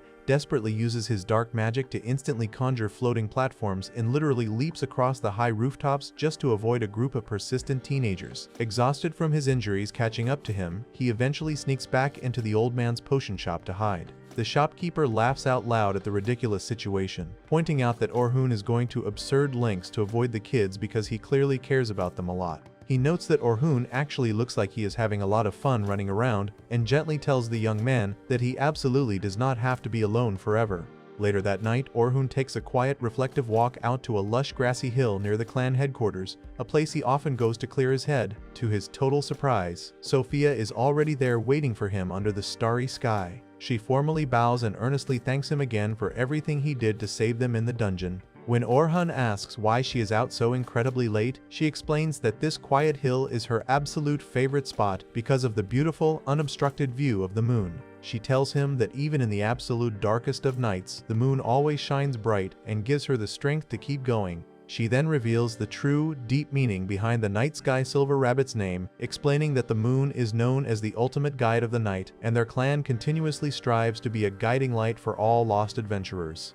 The phrase triggers a brief, nostalgic flashback in Orhun's mind of someone else saying something very similar a long time ago. Sophia then looks right at him, her eyes full of intense hope, and openly begs him to join their clan so she can stay by his side. Orhun gently asks her what the clan actually means to her on a personal level. Without any hesitation, Sophia smiles warmly and tells him that the clan has taught her absolutely everything, given her endless reasons to smile, and is the one place she is truly proud to call her home. Her heartfelt, emotional declaration about finally finding a place where she completely belongs strikes a massive chord within Orhun, instantly clearing away all of his lingering doubts, insecurities, and deep-seated fears of betrayal. Fully convinced by her pure sincerity, Orhun returns to the Grand Clan headquarters and formally stands before Vince to accept the massive offer. He officially requests to join the Night Sky Silver Rabbits, and Vince warmly welcomes him into the fold with a proud smile. Selma happily hands him his brand new, perfectly tailored dark blue and gold guild uniform. After quickly changing into his stylish new gear, Orhun pushes open the large wooden double doors of the headquarters and confidently steps out into the bright sunlight. Sophia, the pink-haired girl, and the blonde boy are waiting for him just outside, completely overjoyed and cheering wildly to see him finally wearing the clan colors. Orhun looks at his dedicated new friends, flashes a genuine happy smile, and proudly tells them that he is incredibly looking forward to working with them from now on. While Orhun is looking forward to his new life with the Night Sky Silver Rabbits, his mind briefly drifts back to his childhood days when things were much simpler. Back then, he used to frequently spar with Oliver out in the open dirt fields. During one of their practice matches, Orhun loses the duel and casually admits that he simply cannot beat Oliver anymore. Oliver gets extremely frustrated by this outcome and loudly yells that Orhun used to be much stronger, demanding to know what happened to his skills. Orhun relaxed on the ground and simply replies that Oliver just grew up to be stronger than him, stating that it is the only logical explanation. Oliver completely refuses to accept this excuse and promises to make Orhun take their next fight entirely seriously before storming off. Once he is alone, Orhun admits to himself that he is intentionally holding back because he absolutely does not want to accidentally kill his friend. Suddenly, a young white-haired girl named Shion approaches him and cheerfully tells Orhun that he actually looked really cool during the fight. She states that she already knows what his true strength looks like. Orhun confesses that his current state of weakness is just a direct result of his heart being far too weak to endure the massive expectations of the adults around them. He feels incredibly guilty that Oliver is now carrying that incredibly heavy burden for him, so he resolves to help Oliver however he possibly can from the sidelines. Seeing Orhun's deep distress, Xian kneels beside him and makes a firm promise that she will become strong enough to stand right by his side. She vows to do everything in her power to catch up to him so they can eventually fight their enemies and walk side by side together. She then earnestly asks Orhun to be her guide until that day finally comes. Meanwhile, in a dark room located somewhere entirely different, a bearded man reports to his Grandmaster about a massive recent event in the southern region. He informs the Grandmaster that an unidentified adventurer just defeated the legendary Black Dragon all by himself outside of its normal boss area. The Grandmaster immediately assumes it must be Oliver, but the bearded man quickly corrects him. The Grandmaster is highly shocked by this information and openly wonders if the mysterious Dragon Slayer could actually be Orhun Dura. However, the Grandmaster quickly dismisses his own theory, believing that if Orhun truly possessed that kind of overwhelming power, he would not have wasted his time and energy fighting a standard floor boss. He suspects that Orhun might have somehow gained a completely new power and orders his bearded subordinate to keep a very close eye on him and report any unusual activities immediately. At the exact same time, deep within a lush green forest, a fully grown-up Xian and her elite party of adventurers have just finished effortlessly wiping out 5 top-level adventurer groups who tried to ambush them. A messenger suddenly arrives at their location and informs Xian that headquarters has a new assignment for them. The messenger explains that an incredibly powerful dragon slayer recently appeared in the southern Great Dungeon and successfully defeated the Black Dragon alone. Headquarters suspects that this dragon slayer might have already sided with the church, so Xian is directly ordered to make contact with him and kill him immediately if he proves to be an enemy. Xian accepts the mission, and her party prepares to travel south. She highly doubts the Dragon Slayer is Oliver and deeply worries that this new threat might conquer the southern region far too quickly if left unchecked. Deep down, Xian still fiercely loves Orhun more than anyone else and firmly believes that he is already dead. She vividly remembers the devastating day she received a final letter from him stating that he could not fight alongside her anymore, an event she considers the exact day her heart completely froze over. Driven by her immense grief and anger, she fiercely vows to completely eradicate the old men in the church who she believes directly drove Orhun to his tragic death. She swears to eliminate absolutely anyone who gets in her way, fully prepared to murder the Dragon Slayer without hesitation if he has allied with her enemies. Back in the present, Orhun attends a highly formal council meeting with the top executives of the Night Sky Silver Rabbits, sitting alongside Selma and a brown-haired man wearing glasses. The man with glasses formally addresses the council, heavily praising Orhun for risking his own life to protect the rookies during the recent dungeon expedition. He also heavily highlights Orhun's extensive knowledge from managing all the operations for the famous Heroes Party. Because of these incredibly impressive achievements, the man proposes making Orhun an official lieutenant of the clan to permanently replace Albert, a respected member who recently died while fighting the Black Dragon. Before the council can take a formal vote on the matter, an older man with a mustache completely stops the proceedings to ask Orhun a highly crucial question. He asks Orhun if he is fully prepared to offer his entire life for the sake of the clan, firmly explaining that a lieutenant's decisions affect everyone and the clan's overall needs must absolutely come before everything else. Orhun suddenly remembers a tragic moment from his past when his entire village burned down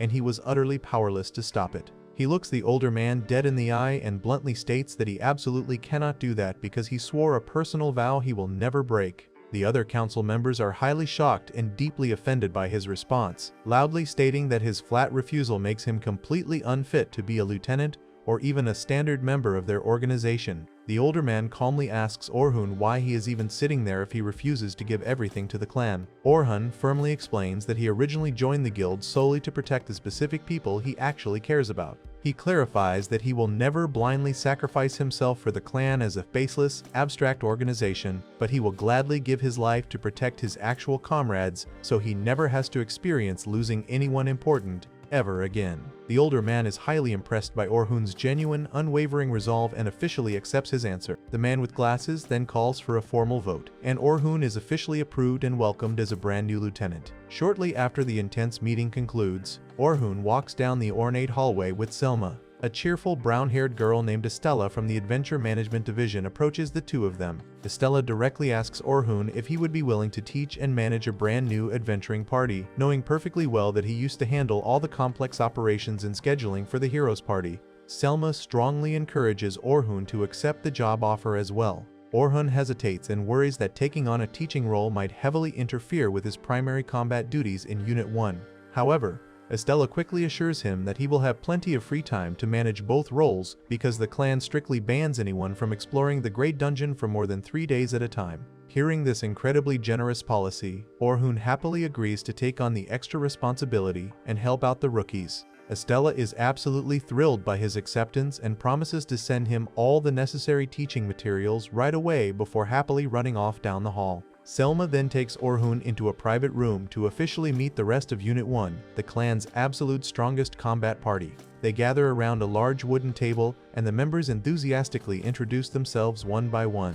Rain introduces herself as a 24-year-old mage and playfully tells Orhun to treat her just like a big sister whenever he needs anything. Lucretia introduces herself as an 18-year-old healer and cheerfully asks Orhun to simply call her Lucra. Wilkes introduces himself as a 20-year-old defender and immediately gets highly annoyed when Lucretia jokingly calls him happy-go-lucky in front of the new guy. Finally, Selma formally introduces herself as the official leader and primary enchanter of the group. Orhun respectfully introduces himself as an 18-year-old frontline attacker who is stepping in to take over Albert's old role, and he promises to do his absolute best to catch up to their high skill level. Lucretia quickly tells him to completely drop his formal attitude since they are the exact same age, explaining that speaking casually makes battlefield communication much easier and faster. The entire group immediately makes Orhun feel incredibly welcome and right at home. Wilkes eagerly asks Orhun how he actually managed to defeat the legendary Black Dragon all by himself. Selma gently tells Orhun that he absolutely does not have to answer if he doesn't want to,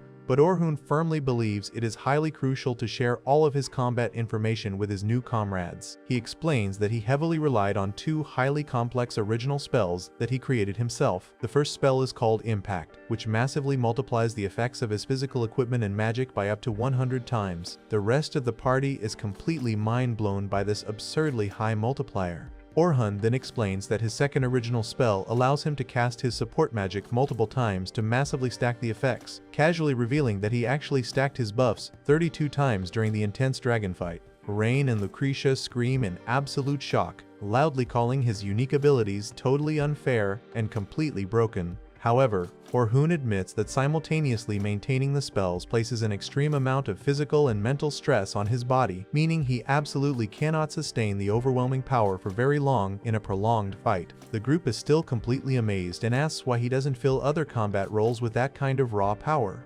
Orhun bashfully admits that despite his deep fundamental knowledge of magic, he actually can only cast mid-ranked spells no matter how hard he tries, which is the exact reason why he was forced to invent those original boosting spells in the first place. Rain quickly cheers him up, heavily praising his immense hard work and sincerely hoping he eventually learns higher-ranked magic someday. Lucretia then excitedly mentions that she has a very unique special ability, and Selma reveals that 3 different people in Unit 1 actually possess special abilities. They all decide it is much better to just show Orhun their unique skills during actual combat, so Selma officially plans a team coordination run in the Great Dungeon for the very next day. Rain excitedly suggests throwing a massive welcome party for Orhun first, but Orhun awkwardly declines the offer, explaining that he completely lost his main weapon during the Black Dragon fight and needs to go buy a cheap off-the-shelf sword from a regular store before they enter the dungeon. Rain aggressively shoots down the idea, fiercely stating that a star member of the Night Sky Silver Rabbits absolutely cannot be seen running around using a basic store-bought sword. She heavily insists they go get him a custom weapon right away. The party drags Orhun down to the armory to meet Aran,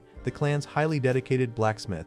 Aaron is highly shocked to hear that the famous Dragon Slayer uses basic weapons but happily agrees to forge a brand new custom sword for him. However, Aaron explains there is a major problem because he is completely out of high-quality crafting materials from the deepest dungeon floors.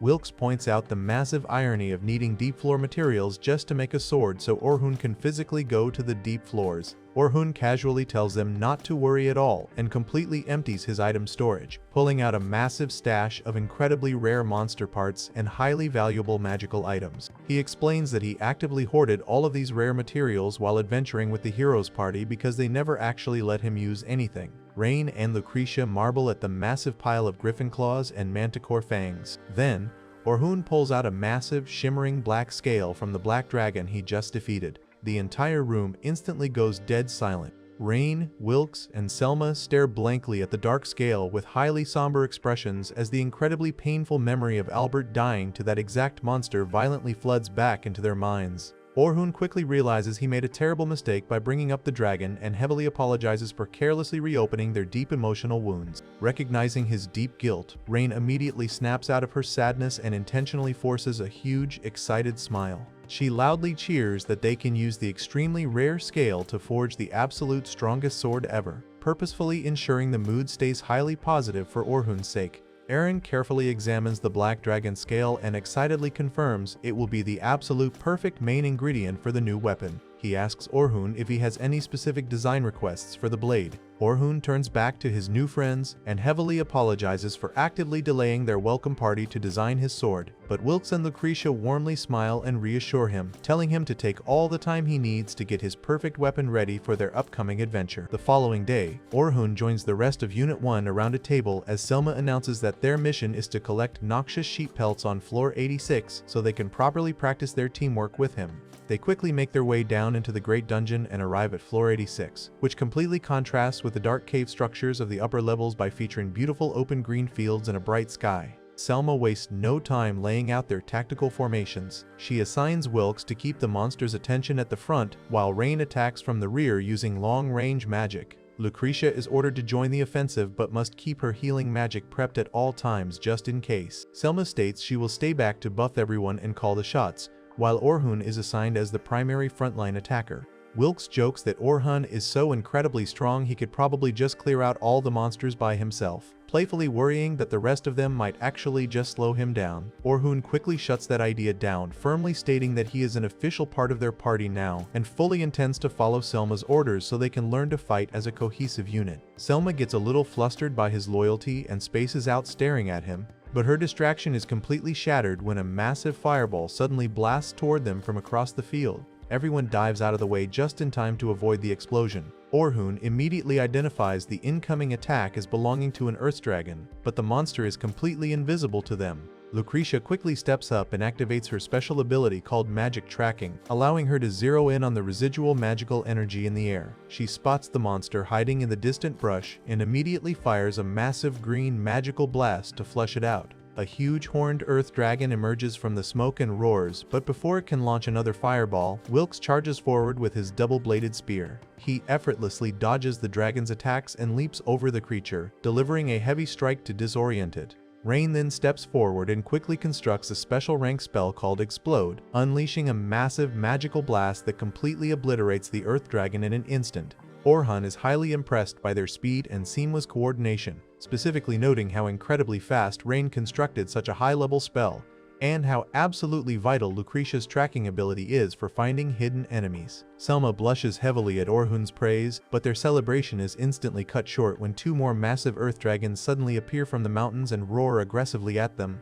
Orhun and Wilkes immediately ready their weapons and charge at the dragons, but just as they do, a sharp rock arrow strikes the ground right behind the girls. A giant, heavily armored monster known as a hiding turtle materializes from thin air, completely trapping the team between its massive shell and the two aggressive Earth Dragons. Without missing a beat, Selma barks out new orders, commanding Rain and Lucretia to handle the slow-moving turtle with their heavy magic, while Orhun and Wilkes take out the two dragons. She tells the boys to completely ignore what is happening behind them and to just focus entirely on their targets. As Orhun prepares to strike, he suddenly hears Selma's voice directly inside his head. She reveals that her special ability is telepathy, allowing her to instantly communicate and coordinate with her team over long distances without speaking out loud. Orhun is completely blown away by this, realizing it is exactly the kind of strategic ability he desperately wanted when he was running operations for the hero's party. Selma uses her telepathy to instruct Orhun to target the dragon's blind spots and tells him to apply whatever buffs he needs. Orhun immediately activates his boosting magic, rapidly casting Strength Up, Technical Up, and Sharpness Up on himself. Selma counts down the timing, perfectly syncing Orhun's attack with Wilkes' distraction.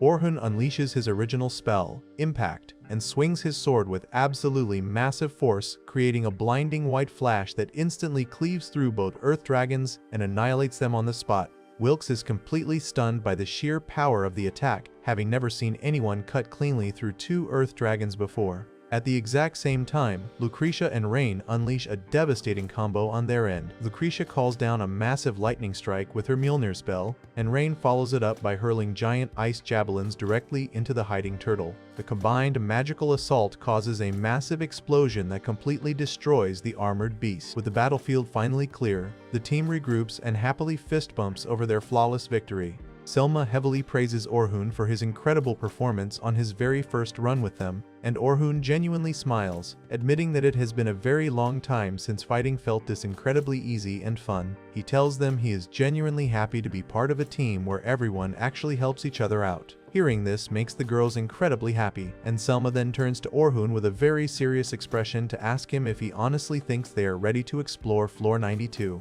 Orhun assumes she means with him helping them, but Selma clarifies that she wants to know if their original four-man team is actually strong enough on its own. Orhun firmly tells her that their strength is absolutely incredible, and he genuinely believes they could defeat the Black Dragon even without his help. Hearing the famous Dragon Slayer openly validate their hard work causes Rain and Lucretia to burst into tears of joy. Selma explains that they have been training relentlessly for the past year ever since losing Albert, but they never truly knew if their efforts were actually amounting to anything until Orhun confirmed it. Orhun vividly remembers the terrifying, overwhelming power of the Black Dragon from his own solo fight, but he looks at his new friends and fiercely swears that he will protect them to the very end so that nobody else ever has to die.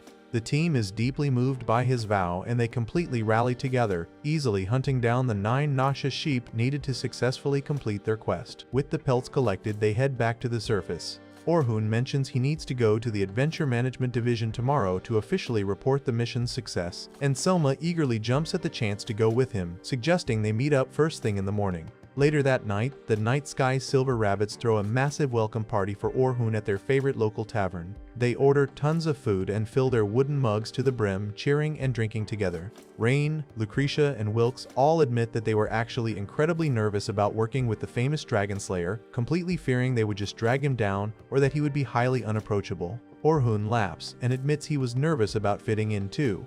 Rain then playfully throws Selma under the bus, loudly pointing out that Selma was definitely the most nervous of them all because she was way too interested in Orhun right from the start. Selma gets extremely flustered and heavily blushes, desperately trying to defend herself by claiming she was just doing her job as the team leader to make sure he felt comfortable as quickly as possible. Wilkes completely ignores her excuses and just tells Orhun to drink up. As the night goes on, Orhun reflects on how incredibly happy he is to have joined this clan and firmly promises himself he will do whatever it takes to protect his precious comrades. However, his peaceful thoughts are completely derailed when an incredibly drunk Selma suddenly leans her head right onto his shoulder. She looks up at him with completely dazed eyes, blushing furiously, and flat out tells him that he is an incredibly handsome man. Orhun nervously assumes she is just joking around, but Selma insists she is totally serious and boldly declares that she has been waiting for this day for a very long time. She wraps her hand around his chest and heavily whispers that he is absolutely not getting away from her until morning. Orhun starts completely panicking and desperately calls out to Rain to come calm Selma down, but Rain just laughs and decides to join in on the fun, hugging Orhun from the other side. Lucretia happily cheers them on while Wilkes just sits back with a huge smug grin, completely refusing to help Orhun and joking that Orhun is the star of the show tonight. With Selma pushing against him and whispering in his ear, Orhun is completely overwhelmed and blushing out of his mind. Left with absolutely no other choice, Orhun secretly activates his Induce Sleep spell.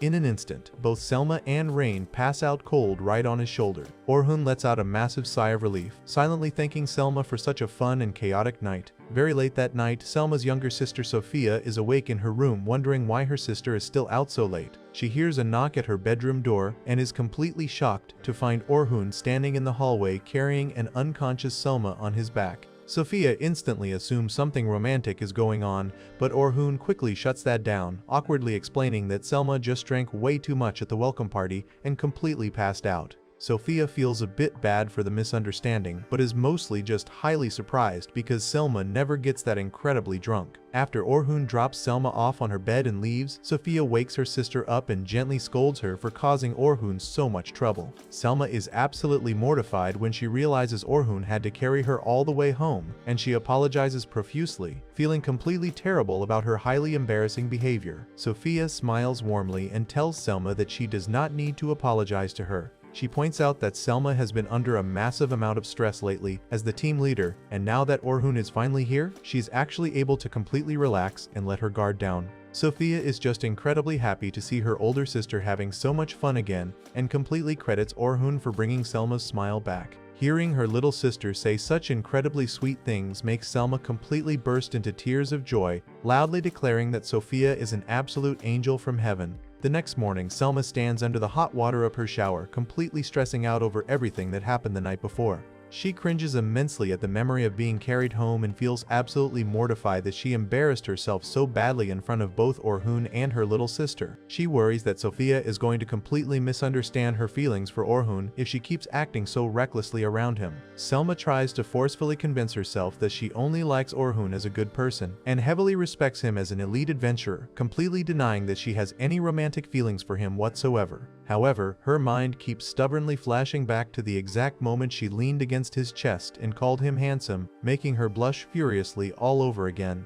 She vigorously shakes her head, telling herself she needs to focus and completely drop the subject so she doesn't ruin their working relationship. A little while later, she meets up with Orhun in town to head to the management division together. She immediately bows her head and heavily apologizes for getting so drunk and causing him so much trouble the night before. Orhun just smiles gently and tells her not to worry about it at all, suggesting they just completely forget the whole thing ever happened. Selma quickly agrees, and the two of them decide to just focus entirely on their upcoming adventures together. Orhun spends some time alone reviewing the confidential files of his new students, Sophia, Logan, and Caroline. He notices that all three of them have incredibly bitter pasts, but Caroline's file stands out as particularly tragic. The next morning, Orhun and Selma arrive at the Exploration Management Department and meet with Carla, the caretaker for the rookie explorers, and Estella. Carla mentions that Orhun is officially taking charge of the 10th Squad's training and asks if he has read their files.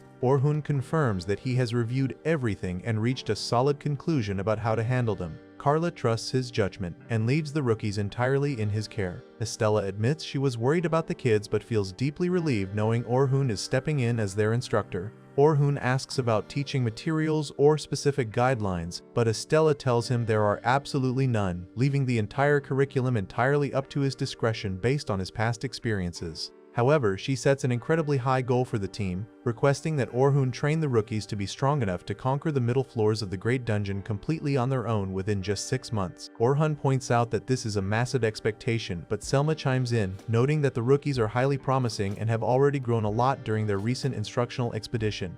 Estella confidently cheers Orhun on, fully counting on him as the new executive to make it happen.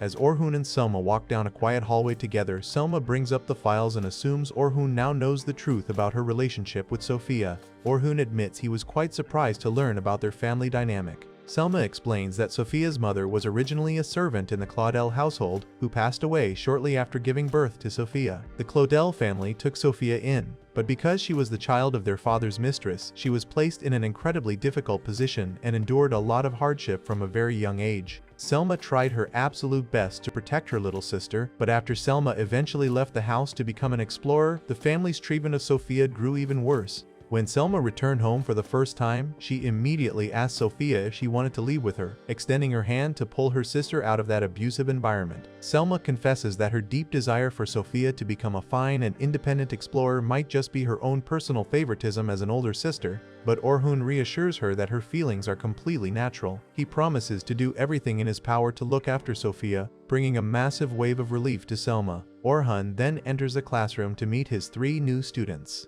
Caroline, Sophia, and Logan are absolutely thrilled to see him, cheering excitedly about becoming his official disciples. Orhun clarifies that this is technically formal training for the clan, but he essentially agrees to take them under his wing. The kids praise his incredible strength, specifically mentioning how he completely overwhelmed the Black Dragon. But Orhun humbly admits it was actually a very close call, and insists that the Black Dragon is an enemy they should aim to defeat themselves someday if they truly want to conquer the Great Dungeon. The rookies are shocked by the idea of ever fighting such a massive monster, but Orhun firmly believes they possess tremendous potential and can become top-tier explorers if they put in the work. He then establishes 2 core rules for their training. First, they must always keep thinking and find creative ways to solve problems outside the box. Second, they must never blindly assume that everything he says is absolutely correct. He reminds them that he is not omnipotent, has made plenty of his own mistakes, and wants them to process his advice to build their own unique knowledge rather than just swallowing his words whole. He highly encourages them to ask questions whenever they have doubts.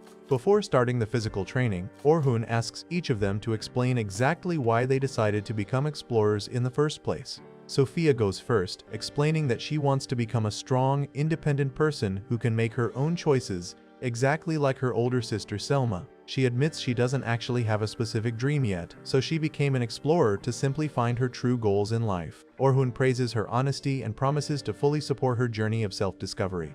Next, Logan enthusiastically declares that his main goal is to earn a massive amount of money. He explains that he grew up in a severely impoverished village with barren land, where the locals constantly struggled just to find enough food to survive the next day. Knowing Logan couldn't stay trapped there forever, the villagers pooled together all the little money they had left to send him to the city. Logan is heavily determined to become a highly successful explorer, so he can fully repay his village and save them from poverty. He admits he used to arrogantly think he was already as strong as a high-rank explorer, but watching Orhun fight the Black Dragon made him realize just how incredibly weak he truly is. He desperately begs Orhun to teach him everything he needs to know so he can gain the power required to achieve his goal. Orhun is deeply moved by Logan's noble motivations and promises to teach him everything, warning him that mastering the skills will entirely depend on Logan's own hard work. Finally, Caroline happily chimes in, stating she doesn't have any grand, complex reasons for being an explorer. She cheerfully claims she just likes killing monsters because it makes people smile. She explains that she absolutely hates it when people aren't smiling, because when people smile, they don't hurt her. Monsters take away people's smiles, so she destroys the monsters. Orhun instantly recognizes the deep, unsettling darkness behind her overly cheerful explanation, but gently agrees that everyone's smiles are incredibly important, thanking her for sharing. Having heard all their motivations, Orhun tells them to never forget their origins. Caroline then asks Orhun if he has his own dream. Orhun confidently states that no matter how unreasonable the world gets, he refuses to lose anything else. He wants to be overwhelmingly strong so he can perfectly protect everything that matters to him, which is why he constantly pushes himself to grow stronger. He promises to take their training entirely seriously and demands they come at him with everything they have. To make combat communication much faster, Orhun decides to give them shorter nicknames. He renames Caroline as Carol, which she happily accepts. Logan eagerly begs for a nickname too, even though his name is already short, so Orhun casually dubs him Log. Logan gets overwhelmingly emotional and acts like receiving a nickname from his master is the greatest honor in the entire world. Orhun then gives Sophia the nickname Sophie, which she also gladly accepts. The girls happily celebrate their new names while Log enthusiastically asks if he can start officially calling Orhun his master. Orhun doesn't mind the title, though Sophie prefers to just stick with calling him by his actual name. With introductions and motivations out of the way, Orhun firmly declares that he is going to train them relentlessly. The group heads down into a dark, rocky cavern to begin their practical combat training. Carol immediately rushes ahead to fight a pack of white wolves, dual-wielding her daggers with a massive, confident smile. She leaps between the wolves and slashes them at blinding speeds, easily turning the monsters into glowing shards. However, Orhun watches her highly aggressive movements and quickly notes that her fighting style is far too reckless. He explains that a defender's job is to draw the enemy's attention so the attacker can land the finishing blow, while an attacker focuses purely on offense. But right now, Carol is failing to do either role properly. She fights with an extremely high-risk style, completely neglecting her own defense to land faster strikes. After she kills one of the large wolves, she stands triumphantly with her arms outstretched, completely unaware that another wolf is magically spawning right behind her. Orhun immediately casts a reflective wall, uses an agility-boosting spell, and dashes across the cavern at lightning speed. He easily decapitates the sneaking wolf with his glowing green sword, sending its head flying before it can ambush Carol. Orhun firmly scolds her for failing to watch her surroundings in battle, warning her that she could have been severely injured by the surprise attack. Carol casually replies that she actually knew the monster was going to attack her from behind, which is exactly why she deliberately left herself completely open. Orhun is highly confused by this twisted logic, asking why she didn't just dodge to avoid the heavy damage. Carol suddenly realizes she hasn't told Orhun about her unique ability yet. To demonstrate, she calmly pulls out a silver dagger and, without any hesitation, violently slashes her own wrist right in front of him. Blood drips onto the stone floor, but within seconds the wound completely heals itself, leaving her skin perfectly flawless. Orhun is absolutely shocked to witness her superpower firsthand. Carol cheerfully explains that she possesses an immortal body, meaning no matter how badly she gets injured, she heals instantly, and she casually adds that she is already completely used to the feeling of intense physical pain anyway. Orhun instantly recalls the horrifying details from her confidential file. Carol was held captive for years by the Cyclamen cult, a massive criminal syndicate dedicated to reviving an evil god through human experimentation and trafficking. Because of her self-healing ability, the cult members subjected her to endless, inhumane torture and experiments until she was finally rescued by Albert from the 1st Division. However, the severe trauma heavily destabilized her mental state, and Albert's recent death only worsened the incredibly deep wounds in her heart. Orhun realizes that her reckless fighting style is a direct result of her horrific past. He steps closer to her and firmly tells her to look at Sophie and Log. Carol turns and sees her friends looking incredibly worried and upset by her self-harm. Orhun explains that even if her physical wounds heal instantly, getting hurt still causes her deep emotional pain, and more importantly, it causes intense pain for the people who care about her. He tells her that when she bleeds, Sophie, Log, and he all feel that pain, and it makes their smiles disappear completely. He directly asks her if she is actually okay with stealing her friend's smiles just to fight recklessly. Realizing that her actions are actively causing the exact thing she fears the most, Carol becomes incredibly distressed. She drops her bloody daggers onto the ground and bursts into tears, desperately screaming that she doesn't want to steal anyone's smile and promising to never fight like that again. The overwhelming emotional stress causes her trauma to temporarily resurface, and she cowers on the ground, clutching her head and frantically begging Orhun not to hit her. Orhun feels his heart break for her, but he gently reaches out and pats her on the head.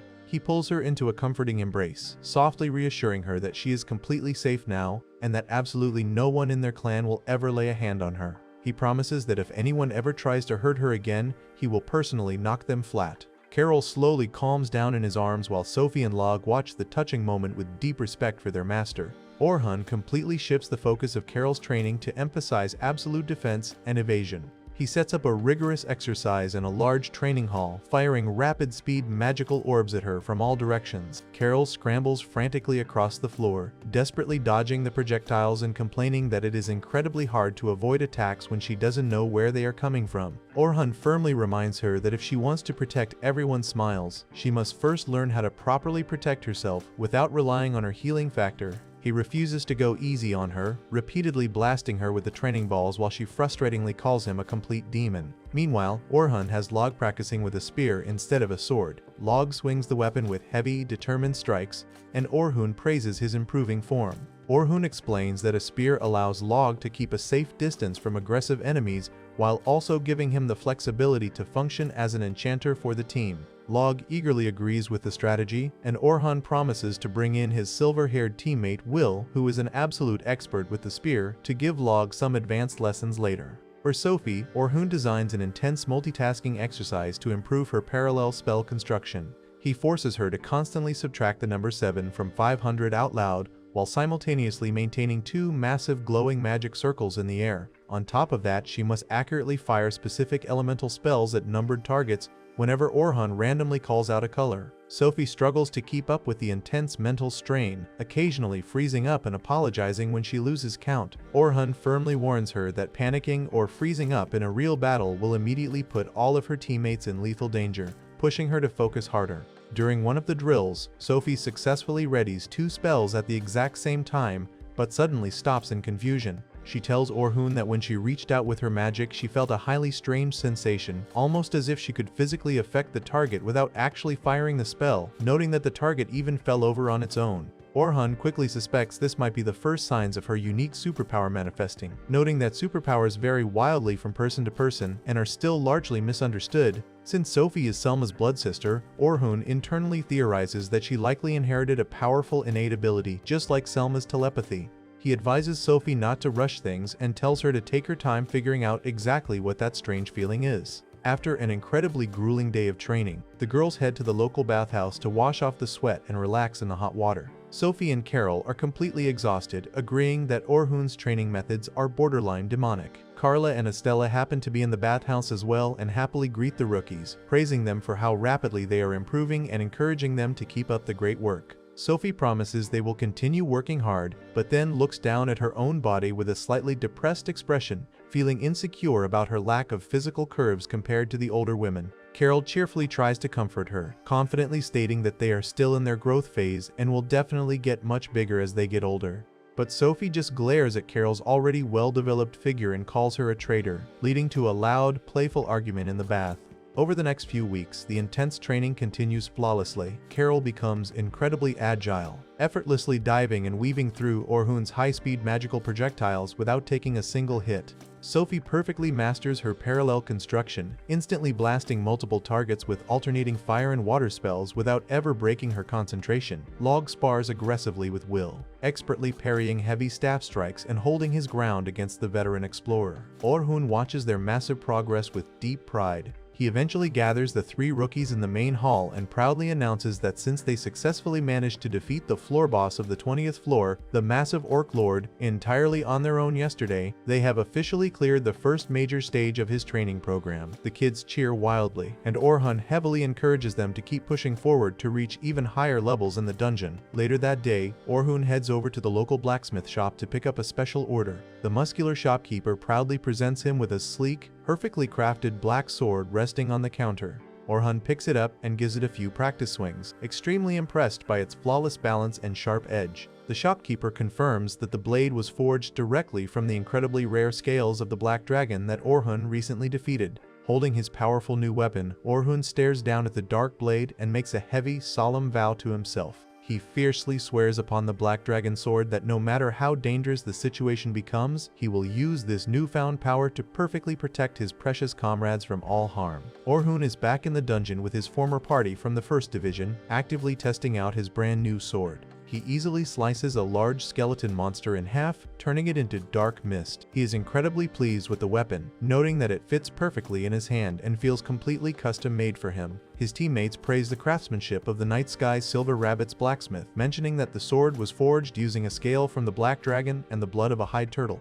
One of the girls worries that mixing the materials might reduce the weapon's overall durability, but she quickly promises to cover any weak points using her support magic. Orhun reveals that he's decided to name the sword Schwarzschild, which translates to Black Rabbit, as a tribute to his current clan. When asked why he didn't name it after the Black Dragon since he used its scale, Orhun confidently explains that their ultimate goal is to conquer the entire Great Dungeon, meaning the Black Dragon is just another checkpoint on their journey, not their final destination. His old team is thrilled to hear this and feels fully prepared to tackle the 92nd floor tomorrow. They suggest going out for drinks to celebrate clearing the 91st floor, but Orhun politely declines, explaining that he already promised to accompany Sophie and his new rookies on their expedition the next day. Selma approaches him and suggests he should get some rest instead, but Orhun insists he is just tagging along. Selma realizes that if the rookies clear the 29th floor tomorrow, their exploration of the upper levels will be completely finished, and she acknowledges that Sophie has grown significantly. Later that evening, Orhun visits a dimly lit tavern and speaks with an elderly man named Gramps about some disturbing rumors. Gramps informs him that a notorious criminal organization known as Amunzaz has started operating in the southern Great Dungeon.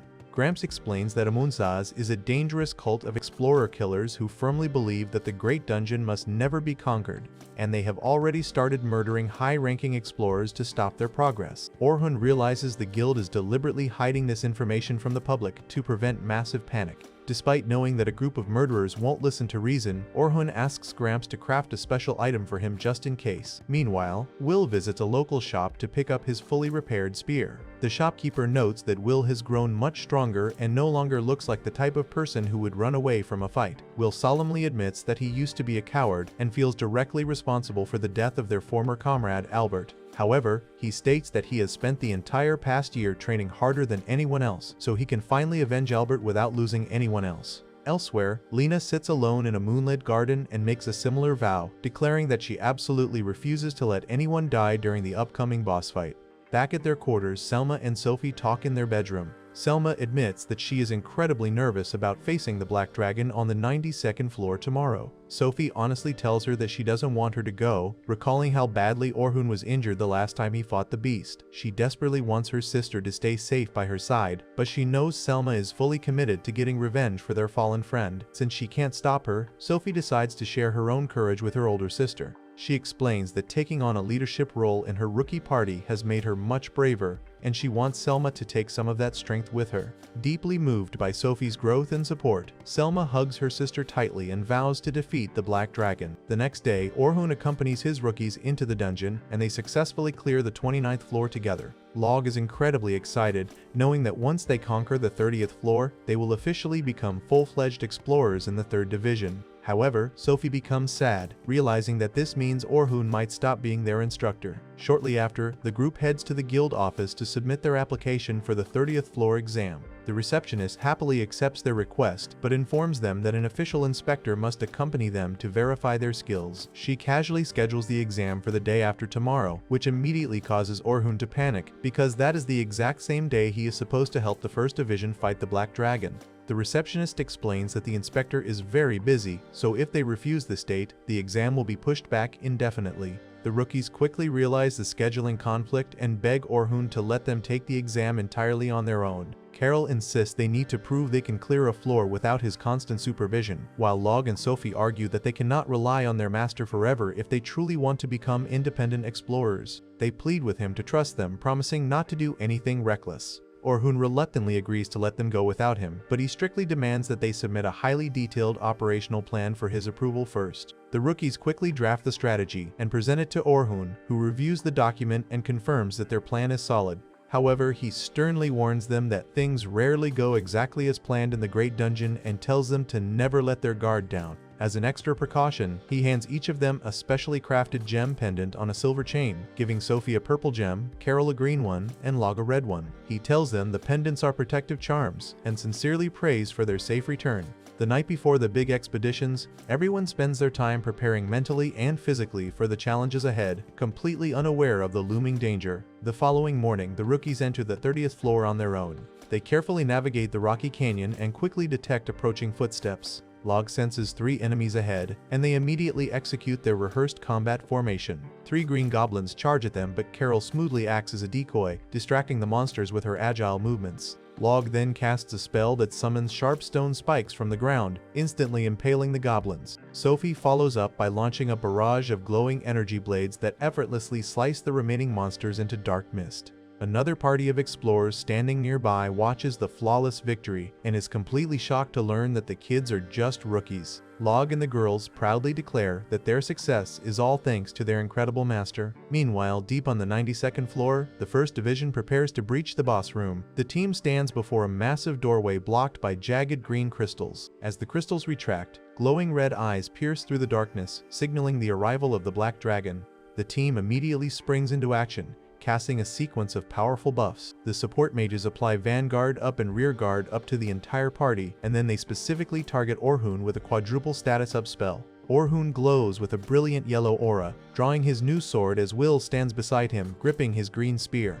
The massive Black Dragon emerges from the shadows and roars. But the 1st Division holds their ground, fully prepared to execute the strategy they have spent a year perfecting. Back on the 30th floor, the rookies finally reach the boss room, but they find another group of explorers already standing near the entrance. Log politely approaches the heavily armored man and the brown-haired woman, asking if they can let his team fight the floor boss first. The armored man asks what clan they belong to, and Log proudly mentions the Night Sky Silver Rabbits. The brown-haired woman immediately recognizes the name, recalling that it is the clan of the famous Dragon Slayer. The armored man glares at the kids and asks if they know the Dragon Slayer personally. When the rookies freeze up in confusion, a short-haired girl in purple armor smirks and tells a silver-haired companion in a white cloak to confirm their identities. The cloaked figure uses a scanning skill and confirms that the kids are indeed Orhun's direct disciple. The armored man grins wickedly, realizing they can use the rookies as perfect bait to lure Orhun into a deadly trap. The kids are completely shocked by this sudden hostility, but before they can react, a massive segmented tail bursts from the ceiling as the actual floor boss initiates its attack. Before the monster can even land a hit, the armored man instantly obliterates the boss with a massive magical explosion, demonstrating his overwhelming power. The resulting blast knocks the rookies back, and they quickly realize they are facing the Amonsa's explorer killers. The killers corner the kids against the stone wall, and a giant red high heel violently stomps the ground right in front of them, sending dust flying. The muscular leader steps out from the smoke with a confident smirk, completely unbothered by the kids' desperate attempts to defend themselves. Carol tries to buy time for her friends to escape by charging forward with her daggers, but the killers easily overpower her. The white-cloaked member calmly tells the rookies not to make things difficult, while the leader casually points his finger and unleashes another devastating explosion directly at Log and Sophie. Sophie is thrown to the uneven rocky ground, clutching her purple charm pendant as she cries out for Orhun in pure terror. At that exact moment on the 92nd floor, Orhun is locked in an intense battle against the Black Dragon. Will gets pinned down by one of the dragon's massive limbs, but he holds his ground long enough for Orhun to dash forward and deliver a devastating strike, heavily damaging the beast. The team is fighting flawlessly, and Orhun prepares to sever the dragon's remaining wing to secure their victory. Suddenly, the blue jewel on Orhun's chest begins to glow brightly. He stops in his tracks, his face paling as he realizes what it means. He quickly explains to a confused Selma that the charms he gave the rookies are actually alarm devices, and the glowing light indicates that Sophie and the others are in extreme, life-threatening danger. He panics, yelling that he has to go save them immediately. Just as he turns to leave, the black dragon roars furiously, and a surge of dark purple energy surrounds its body. To the absolute horror of the First Division, the dragon's severed wing completely regenerates in an instant. The team realizes they are entirely back to square one, and their perfectly laid plans are ruined. Selma tightly grips her weapon, sweating profusely as she states that they cannot afford to rush the fight now, fully aware that she is responsible for the lives of everyone in her party. Orhun is completely torn between his duty to help his old team survive the regenerated boss and his desperate need to save his disciples from the Amunzah's killers. He clenches his glowing fist in pure frustration, trapped in an impossible situation while the massive dragon continues to roar across the dark cavern.